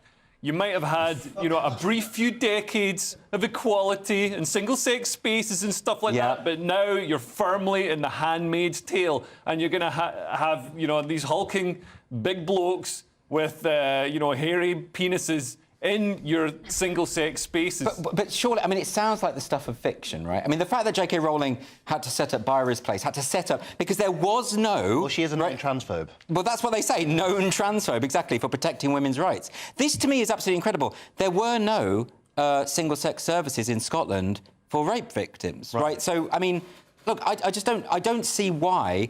For a start, I don't see why a man got the job as head of this centre. I don't see why that wasn't a role that... Look, I'm not saying that discrimination is good. I would have thought in the case of a rape crisis centre, actually, discrimination is necessary. But is that... So, take, for example, the roles of, like, counsellor or, just working in the centre. Presumably, men can be equally as qualified, though? And I understand what you're saying. Yeah, but if a woman's been subject to sexual violence, then, she might not want to be confronted with a man.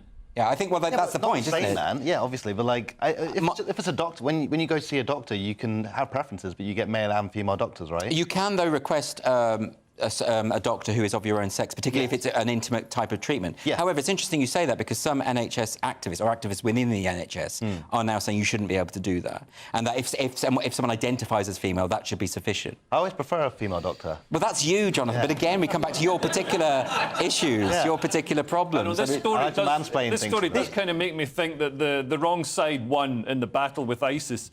I think, if they seized power across Western Europe, then, at least we'd be able to resolve this stuff a bit more simply. Well, we know where we stood. We wouldn't have people who claim to be progressive sort of undoing all of the basic civil rights that we've experienced. It's a really interesting point you make, Leo, about the patriarchy just finding a new disguise. Almost. It's like, oh, we've lost, so we'll have to find another way. And what a time to be alive if you are a misogynist. You know what I mean? You can become, you can get a job like this, and then the Guardian readers will cheer you on. It's like, wow, you're so brave, you're so progressive. You can get a job as a female boxer in female sports and, like, push women out the way. You can beat women up and be cheered for it. Their bones, and everybody's like, whoa, you're so brave, you're so stunning. Look at you, big man, smashing these women in the face. Oh, you go, girl. It is absolutely incredible and kind of horrific, unfortunately. Let's move on now to a question from Shirley. Where's Shirley? Should we just abolish female changing rooms in the name of inclusivity? Very interesting. Do you have a thought on that, Shirley? Just keep females in female changing rooms. I think that seems very reasonable to me. So, Shirley, I know that you're mentioning this because there was a story this week that I did mention earlier about the Spanish soldier in the Spanish army, who's basically said he wants to use female changing rooms. I think we've got a photo of him. Can we just have a look at this? OK. Isn't she beautiful? Now, the thing is, he's actually said he's absolutely has no intention of presenting differently or having surgery or anything. Not that that's the point, but that's the guy. He's doing a bit, right? Sure. Sorry, you think this is a troll? Yeah. To say that I'm not going to do any of the things, I'm just going to do it. He must be ad absurdum. Testing the rules. Well, maybe. I mean, because we had that case in Canada of the teacher who wore those huge prosthetic breasts, massive, like ridiculous, obviously a fetish. But then some people were saying, well, maybe he's testing the limits of the policy. Turns out. Probably real, actually. Which is no, the breasts weren't real. The conceit was real, that he actually did, because I think he was photographed in other areas wearing the same ridiculous breasts. I was a teacher, and we were told quite explicitly you can't wear fetish gear in the classroom. Nothing more than a B-cup. So, some people were very gutted by that. So what do you make of this, though? I mean, I know you've got an issue particularly with people who don't make an effort. Yeah, well, that's the thing. I mean, I've got no problem. I think, and this is who's getting affected by it as well, like genuine transgender women who put the effort in and look like women. Like, if Blair White went into a women's changing room, nobody's going to be like, whoa, where are you going? Because it looks like a woman, you know what I mean? But this doesn't look like... But surely... like a woman. Maybe in Dundee, I don't know, but, you know... Surely we have to have a hard and fast rule where it's biological sex no matter what you look like, I would have thought. No, I know you don't think so. You think it should be whoever's hot enough by your standards. Got to use the gents, that's ridiculous. There are single-sex cubicles for people in that position, you know. But trans people find a way, you know, but it's not as though... I think biological sex should be the determining factor. Lee and I don't agree on that. Well, I don't think we should get rid of female changing rooms. I saw this documentary called Porkies, where the chaps are looking through the wall, and, you know, we don't want to lose that. It's part of our heritage. Oh, why do I invite him on? OK, let's get a final question from Daniel. Daniel, where are you? Hi, Daniel. Hi, good evening, gentlemen. Do ragdolls make better husbands than men? Well, I hope you're not speaking from experience, Daniel, but... I hope so. Yeah, this is a Brazilian woman. Again, it sounds like I've made this up. This Brazilian woman is married to a ragdoll. Now, she's now saying that family life is becoming complicated because she's had twins. Now, there's the twins. And so the couple now live with their 3 ragdoll children. This is I mean, this was in the tabloids this week, but it's a joke, right?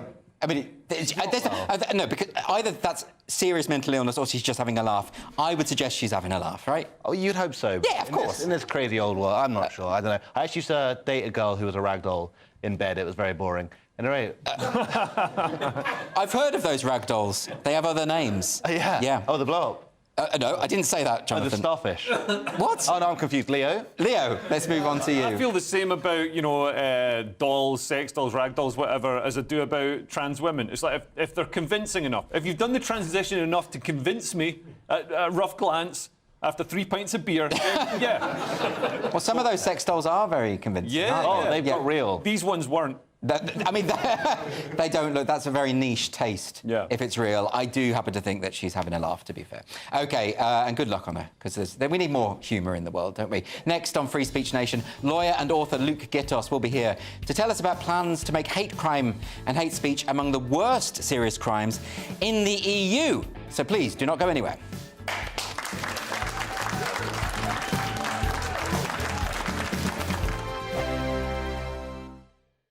I'm Christopher Hope. And I'm Gloria Di Piero, bringing you PMQ's live here on GB News. Every Wednesday, we'll bring you live coverage of Prime Minister's questions when Rishi Sunak and Sir Keir Starmer go head-to-head in the House of Commons. We'll be asking our viewers and listeners to submit the questions that they would like to put to the Prime Minister, and we'll put that to our panel of top politicians in our Westminster studio. That's PMQ's live here on GB News, Britain's election channel.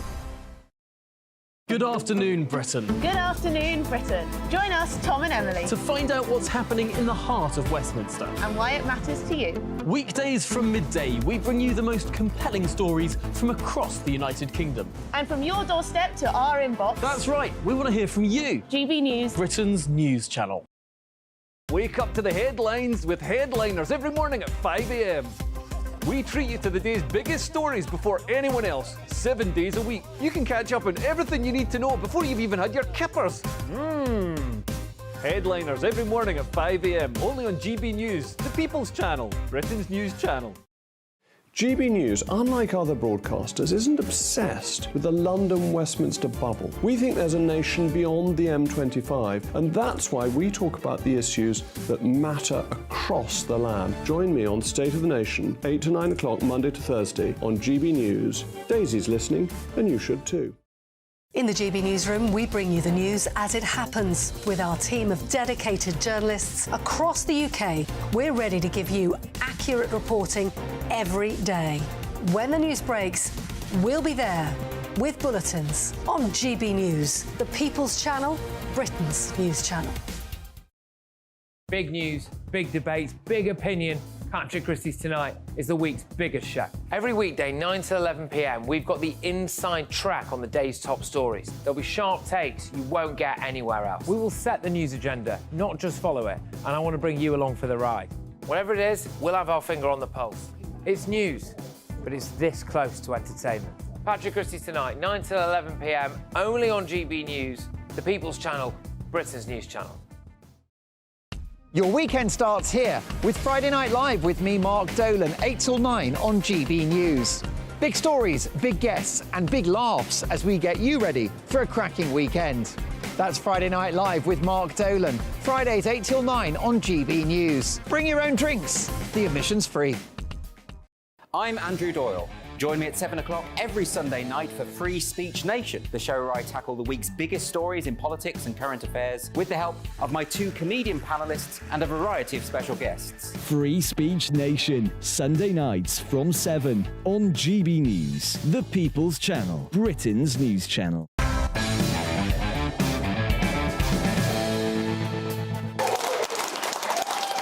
Welcome back to Free Speech Nation with me, Andrew Doyle. So on Thursday, the European Parliament passed a resolution which called for the extension of the EU crime list to include hate speech and hate crimes. The vote passed overwhelmingly, with 397 for, 121 against and 26 abstentions. These crimes could now be added to the EU's list of particularly serious crimes that have impact beyond national borders, which means all member states would have to introduce binding minimum penalties. So here to discuss this, I have the lawyer and author Luke Gittos. Welcome to the show, Luke. So talk us through this, because I was already under the impression that there are hate speech laws across Europe, in any case, in individual countries. Why is this different? Yeah, there are. So the change really is that the European Union have a set of minimum standards for what has to be illegal in member states in order to remain a member state of the European Union. So they have minimum standards that say, look, you have to make this illegal, otherwise you can't be a member state. Yes. And those are called Euro crimes, sometimes abbreviated to Euro crimes. And normally they were things like terrorism, human trafficking. And you think, well, fair enough, you know, you want to make those things illegal and keep them illegal, and it's perfectly reasonable to set minimum standards of that kind. Yes. This development means that hate speech will be added to that list. OK. Now, of course, that becomes a lot more problematic for a lot of people, because hate speech can mean different things to different people. I mean, you've spoken about this a lot on your show. And effectively what this development would do is pass a lot of power to Brussels to decide what is and is not hate speech. And it's right to see this, if I can briefly, without sending your audience to sleep, talk a little bit more about EU law, which I know is a difficult thing to say. No, but it's important that we understand, so... Yeah, so there's a thing called the Digital Services Act, which came in under a big part of Ursula von der Leyen, who is the President of the European Commission, under her policy platform.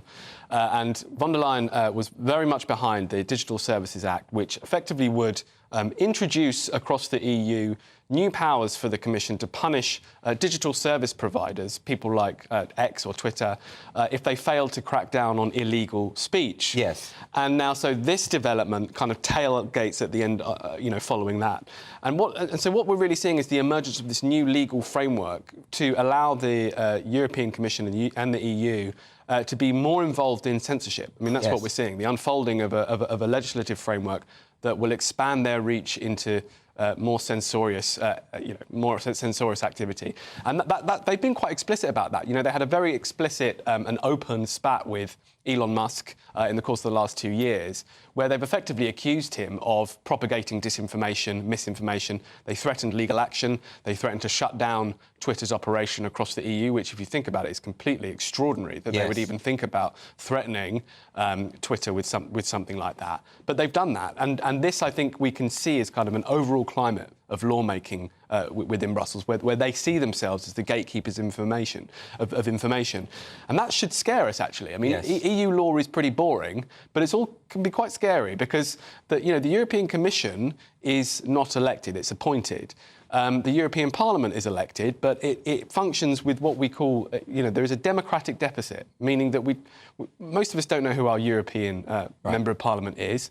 None of us vote for the European Commission. So there is this gap between the public and the EU lawmaking. But the European Commission is not just like the civil service or something. You know, they have far more power than that. Yeah, they do. They set the legislative agenda for the European Union, and then the European Parliament can vote on what the European Commission proposes as their policies. Has the European Commission made any effort to define what they mean by hate speech? Yeah, they have, and it's, of course, very, very broad. So one thing they actually mirror in relation to UK hate speech laws is that they take their lead from how a victim experiences what is said. So there's lots of definitions, and one thing that's pretty consistent within the EU is actually finding out exactly what they mean is very difficult, because everything is in different directives and different policies. But broadly, they say, look, if something undermines someone's sense of identity or someone's rights, then that can constitute hate speech. So if someone's offended, in other words? I mean, you could see it going in that direction, couldn't you? And in this country, we've seen hate speech laws fairly frequently used to punish things like gender-critical ideology. It's been very involved in the discussion around gender, with people being arrested and interviewed by the police for saying things which are perceived to be transphobic, for example. And jokes, in fact. And jokes, of course. Yeah. Absolutely. So I think the worrying thing is that when you take your definition of hate speech as to be, well, whatever someone experiences as hate speech, then really there is no limit on what can be criminalised. And when you add to that this is being implemented by a body that has not been elected and cannot be voted out, then you've got basically the ingredients for a kind of authoritarianism, haven't you? Well, I think at the very least, it gives grist to the mill of those who are sceptical of the EU. I mean, I voted to leave the European Union, and I did so because I believe in national sovereignty. And on an issue like speech, you know, on what we should be free to say, you might think hate speech laws are a good idea, you might think they're a bad idea. But I think if you're a Democrat, you should think that they should be elected and voted for by the public, and they should be critiqued by the public. And the public should have complete control over what is and is not illegal to say. Yes. That seems to me an absolute foundational issue for a democracy. So no matter what you think of the laws, you're right to say that the fact that the people introducing potentially very censorious laws not being elected, I think, is a real issue. Will EU member states be able to opt out of this? Well, as everything within the EU, there is politics involved here. And I think what we have to see, you know, there is a culture war within the EU at the moment. We're currently approaching a very serious vote within the European Parliament, which may see Hungary taking the leadership of very, very important meetings. And, of course, that's causing some serious consternation because Hungary is often seen as an outlier within the EU. Yes. There are other countries that similarly just refuse to toe the line on particular issues, particularly around kind of culture war style politics. So countries can opt out, but that has consequences. Whenever you break the rules of the EU, there are consequences, and that can mean certain restrictions in how you participate. So the reality is that the EU often exercises soft power. It's not like they have legal power to change the rules or laws that a particular government passes. They don't have that kind of power, but they can. That they are influential, and the fact that membership is contingent on passing certain laws or not is influential. Yes, but you mentioned this attack on free speech via the internet, and particularly the run-ins that the EU has had with Elon Musk over this. But then, on the other hand, in Britain, we have left the EU, so we are not subject to these ideas. However, we've just passed the online safety bill, which sounds an awful lot like it's doing the same thing. In other words, saying to big tech platforms, you have to be responsible for what appears on your site, and if misinformation appears there, you are liable. Yeah, exactly. So really, we're doing the same thing, aren't we? No, exactly. And the one thing that the right like to do in this country is blame the EU for everything and pretend that all of these are EU-specific problems. But, of course, national legislatures, our government, our parliament, are just as free to pass censorious legislation, and they continue to do so. As you point out, the online safety bill is an extremely serious threat to the way that we conduct ourselves online. So it's always open to governments to go as far and further than the EU in their attempts to curb freedom of speech. Is it not the case that we're losing this? You know, the EU are doing this. We've had Ireland are introducing this incredibly draconian hate speech legislation, which they can't even define. They don't even attempt to define hatred other than via a circular definition that brings you back to hatred, whatever that means. The Scottish government, of course, criminalising things that you say in your own home. Now, are we moving in the wrong direction, broadly speaking, across Europe on this issue of hate speech? I think the answer is probably yes. I mean, it's important to emphasise people, in case people aren't familiar with what the real problem with hate speech law is. You know, it might seem to people to be easy to be against hatred, but of course, often what we're talking about here when we talk about these laws is passing power to the police and to the authorities to decide what is and is not acceptable to say. So one thing I've seen in my own practice as a criminal lawyer is, you know, I have to actually attend the police station and deal with these allegations when people are hauled up by the police, called in for interview, called into a police station to account for what they've said in the course of a private conversation. Now, of course, often these cases don't go anywhere. They're discontinued before they're prosecuted, or, you know, they just don't proceed. But the point is that this has a real chilling effect on people. The fact that there is a law out there which could be used to criminalise someone for what they say, it gives the impression that there is one acceptable body of opinion on particular issues. And I think that's the real risk of these laws, is that it creates this environment where people are afraid to say what they really think. They're afraid to debate and discuss issues in an open and informed way. And people are worried to express their true opinions. And although we do see prosecutions in this country and elsewhere for what people say, we see people going to prison for what... I mean, I think we remember Count Dankula in Scotland going to prison for what he said. But he didn't go to prison, but was found guilty and fined. Sure, found guilty and fined for what he said. You don't see that very often. But what I think you do see, and I've seen it myself, is people being hauled into the police station and questioned. And that inevitably has a chilling effect on the way people talk about particular topics. I've spoken to many feminists in particular who've been visited by the police or dragged in. What they say is that the process is the punishment, that the experience itself is so off-putting. And this might explain why we haven't really been able to have a sensible conversation about this very important issue for so long in this country, because everyone's terrified to say anything. Yeah, quite. And then the kind of cultural impact of that is extremely serious. Yes. We have to be free to debate these topics. The law is a blunt instrument. It's an old saying, but it's a good one, in that it really should apply to the narrowest possible area of social life, because the more you expand the criminal law, the more you expand the way that the justice system intervenes in our lives, the less freedom we have to talk, to debate and discuss. And that means a restricted ability to hold people to account. And hold ideas to account, perhaps more importantly. This is exactly how bad ideas take hold. The more you allow them to simply exist without being challenged, the more that bad ideas can take hold, and we should worry about that in a democracy. Luke Gittos, thanks very much for joining me. And next on Free Speech Nation, Donald Trump claimed a record-breaking victory in the Iowa caucuses. Can anything stop him reclaiming the US presidency? I'll be discussing that with two great guests. Don't go anywhere.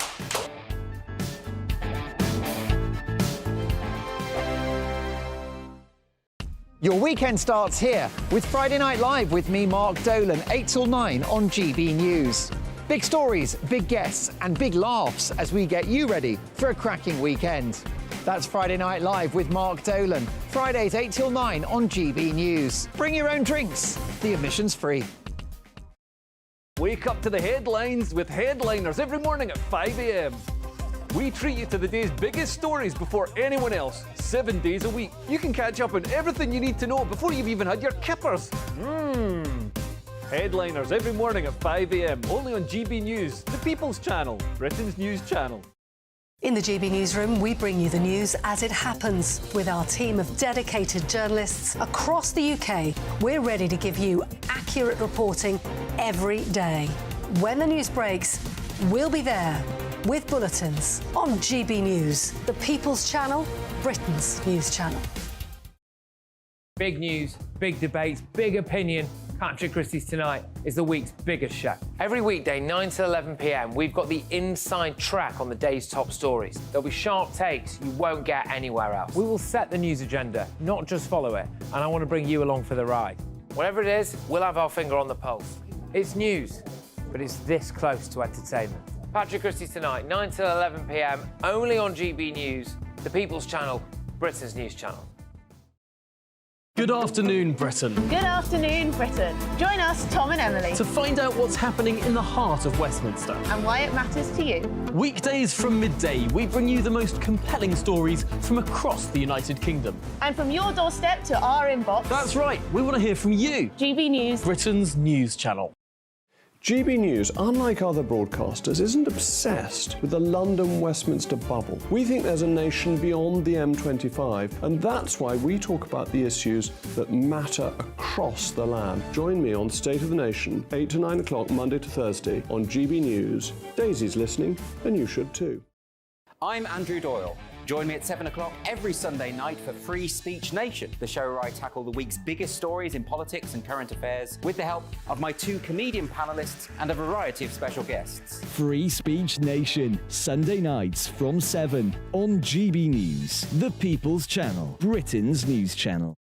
GB News is Britain's news channel, and now you can support it. All you have to do is scan that QR code that's up on your screen right now, or you can go to gbnews.com/support and become a GB News member. You'll have fantastic benefits. We're also going to organise special events where you as GB News members can meet the presenters, the on-screen faces. Scan the QR code or go to gbnews.com/support. Thank you so much.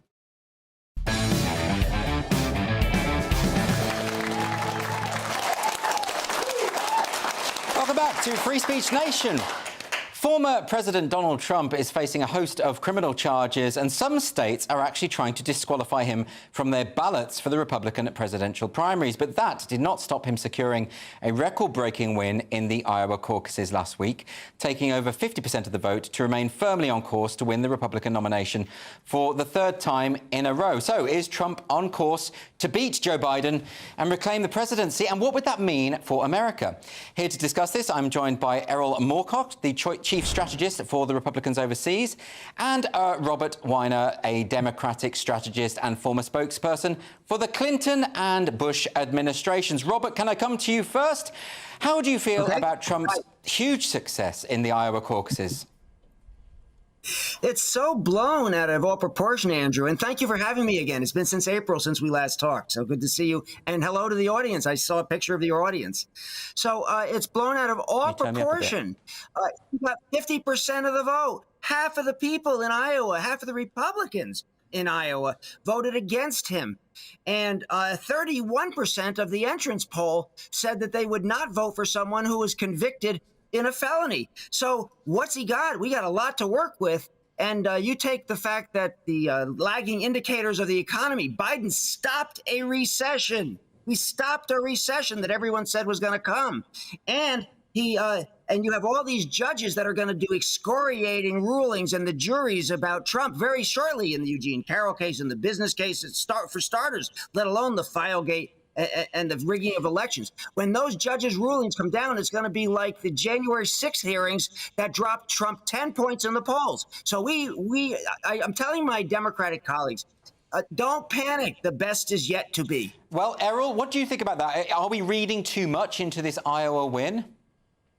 To some degree, Iowa is not the bellwether that it used to be, demographic-wise. But, you know, as much as I respect what Robert's saying, obviously he has to spin what was a very positive event for Mr. Trump into a negative light. Let's keep in mind, this is the largest margin of victory for a non-incumbent.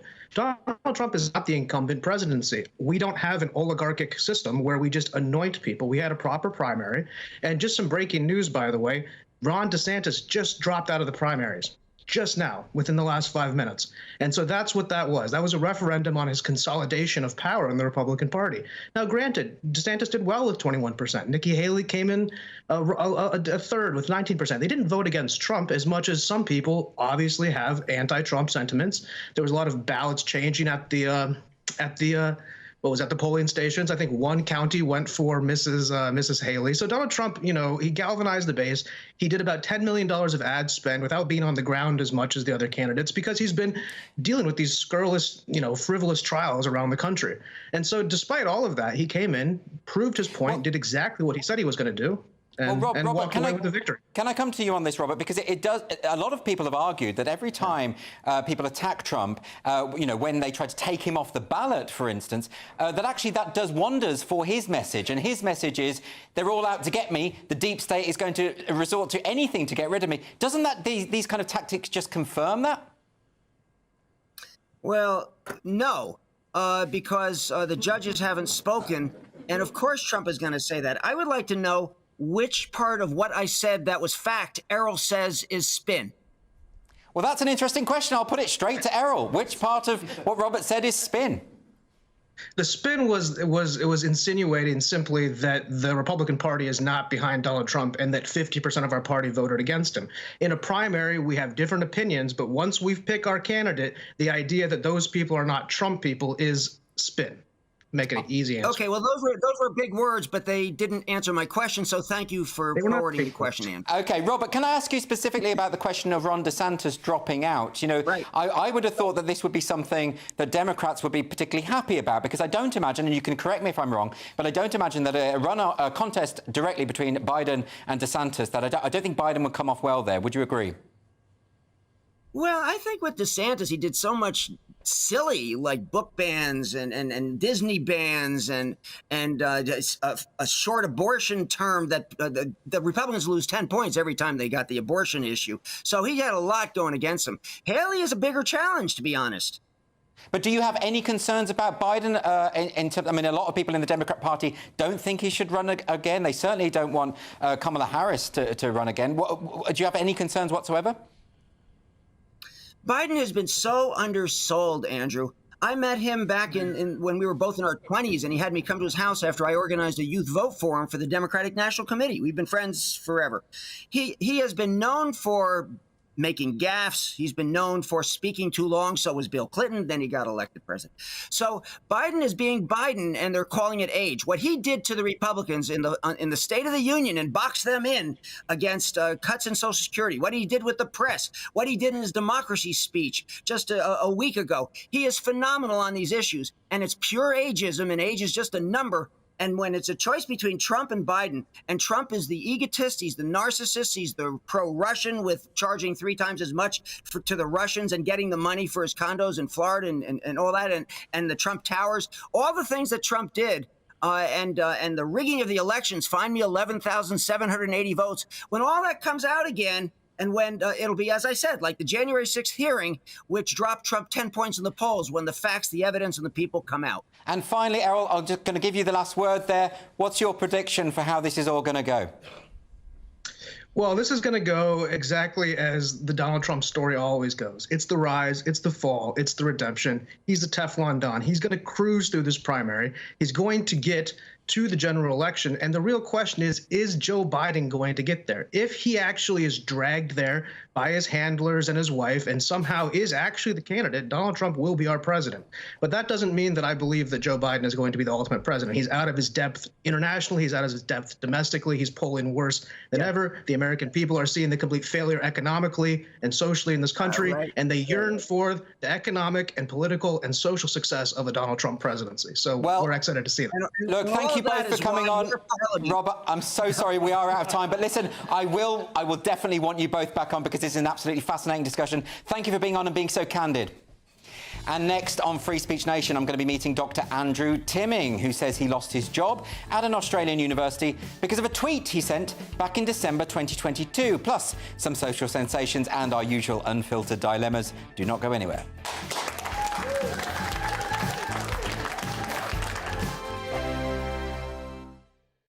Join us every night on GB News at 11 p.m. for Headliners, which is 3 top comedians going through the next day's news stories, which is exactly what you need, because when the establishment has gone crazy, you need some craziness to make sense of it. Headliners. You don't have to bother reading the newspaper. We've got it covered for you. Every night at 11 p.m. and repeated every morning at 5 a.m. We won't send you to sleep like some of the other paper review shows out there. So join us 11 p.m. every night on GB News. The People's Channel, Britain's news channel. Tired of the usual focus-tested, pre-prepared Westminster runaround? Well, so am I. So you want higher taxes? Is your department to blame for this? Are you rethinking this policy? Every Sunday at 9:30, I'll be sitting down with those in power to get the truth about the issues affecting you. Let's be honest, we've known about the cost pressures of this project for years, not months. That's the Camilla Tominey Show, a politics show with personality. On GB News, the People's Channel, Britain's news channel. I think the most exciting bit for me is talking to people. People who I think are ignored often by the major news channels. We're going to give news they want to hear. There's a voice there that needs to be heard. I think there's a chance here for a diversity of opinion to be expressed, which you don't find elsewhere. It's really exciting. We don't hold back. We're free to say how decisions that are taken here affect us all around the country. Only on GB News, the People's Channel, Britain's news channel. Good afternoon, Britain. Good afternoon, Britain. Join us, Tom and Emily, To find out what's happening in the heart of Westminster. and why it matters to you. Weekdays from midday, we bring you the most compelling stories from across the United Kingdom. And from your doorstep to our inbox. That's right, we want to hear from you. GB News, Britain's news channel. Every Sunday from 11, join Michael Portillo. There will be topical discussion, looking at the week before and the week to come. So kick back and relax at 11 a.m. on Sundays on GB News with me, Michael Portillo. GB News, the People's Channel, Britain's news channel. Your weekend starts here with Friday Night Live with me, Mark Dolan, 8 till 9 on GB News. Big stories, big guests, and big laughs as we get you ready for a cracking weekend. That's Friday Night Live with Mark Dolan, Fridays 8 till 9 on GB News. Bring your own drinks. The admission's free. Big news, big debates, big opinion. Patrick Christie's Tonight is the week's biggest show. Every weekday, 9 to 11 p.m, we've got the inside track on the day's top stories. There'll be sharp takes you won't get anywhere else. We will set the news agenda, not just follow it, and I want to bring you along for the ride. Whatever it is, we'll have our finger on the pulse. It's news, but it's this close to entertainment. Patrick Christie's Tonight, 9 to 11 p.m, only on GB News, the People's Channel, Britain's news channel.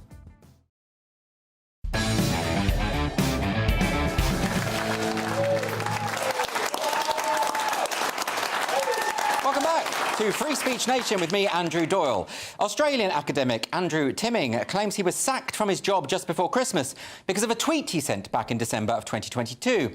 Reacting to an online spat between influencer Andrew Tate and climate activist Greta Thunberg, Timming wrote, "Demeaning sexual jokes when directed from a woman to a man," alongside a smiley emoji, and demeaning sexual jokes when directed from a man to a woman, next to a bomb and skull and crossbones emoji.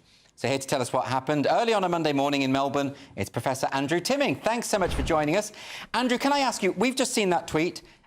It doesn't look particularly offensive. It looks like an opinion that you're expressing. What exactly happened? I'm still trying to figure out what exactly happened. I've been told that I have all this white male privilege, and I'm still looking for it because, you know, I've been sacked by the university essentially for, as you say, expressing an opinion. I didn't think there was anything particularly controversial about that tweet. And even if there were something controversial about that tweet, academics in Australia have a right to be shocking and offensive. And I don't think it approaches anything along those lines. I've published previously on the Me Too movement, so I have every right as an academic to comment publicly on this issue.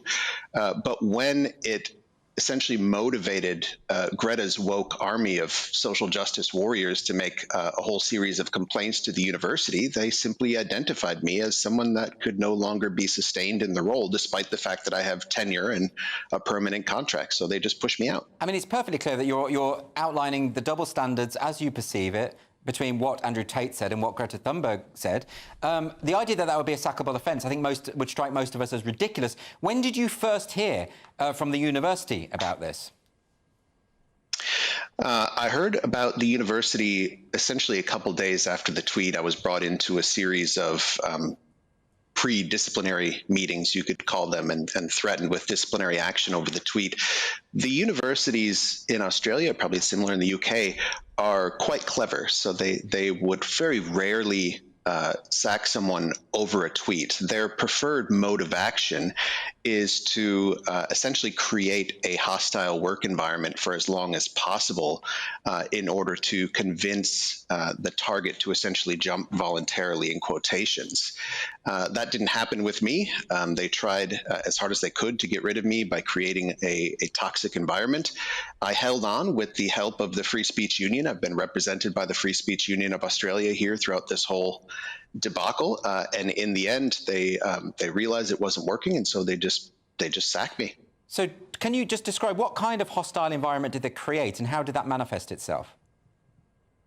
Oh, I mean, that's a good question. How do you destroy or obliterate the employment relationship? Well, you start with trust and confidence in the employment relationship.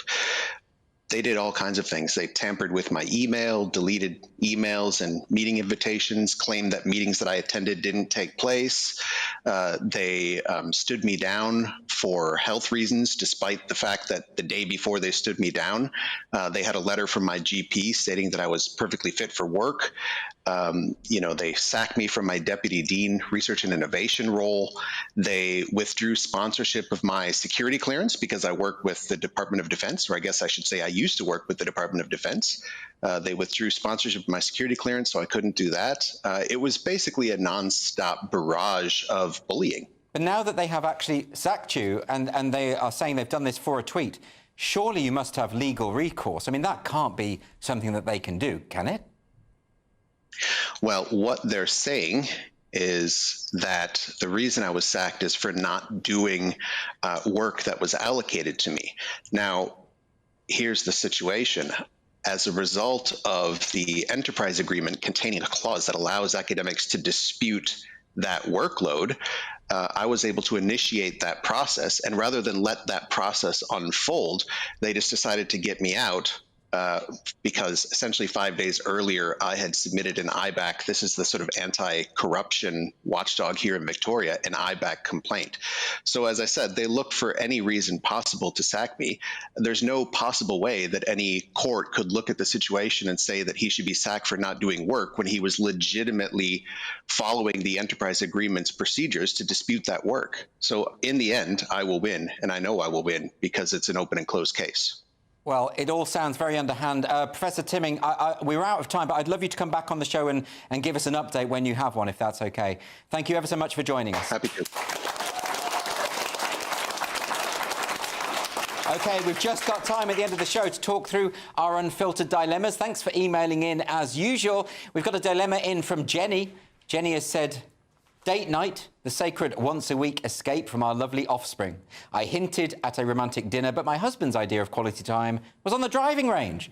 To my amazement, it turned into me being the audience while he hit a load of balls. Should I tee off on him? Not quite sure what you mean by that, Emma. But it seems quite rude to me. What do you think? Yeah, that's not much of a date night, unless she's got some sort of golf fetish, which has never happened. His wife is a 4, so yeah. What does that mean, Jonathan?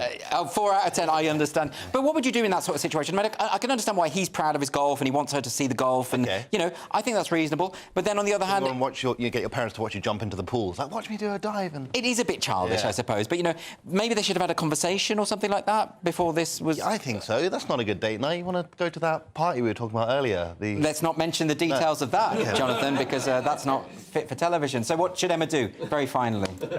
Split up with your husband. Do it now. Give us a call. Do it while you're angry. I think some of the advice that you hear on this show can be among the worst advice of all time. So thank you for writing in, but please don't take anything that we say seriously. Thanks so much for joining us for Free Speech Nation. This was the week when Nicola Sturgeon went on a deletion spree. The American media decided to censor the frontrunner for the Republican Party's presidential race, and a woman had twin ragdolls. Thanks ever so much to my panel, Jonathan Cogan and Leo Kearse, and to all of my guests this evening. And by the way, if you want to join us live in the studio and be part of our wonderful audience, you can easily do that. You can apply at www.sroaudiences.com. The website is right there on the screen. Do stay tuned. Mark Dolan tonight is coming up next. And don't forget, Headliners is on every night at 11 o'clock. That's the late night paper preview show where comedians talk you through the next day's top news stories. Thank ever so much for watching Free Speech Nation. I'll see you next week.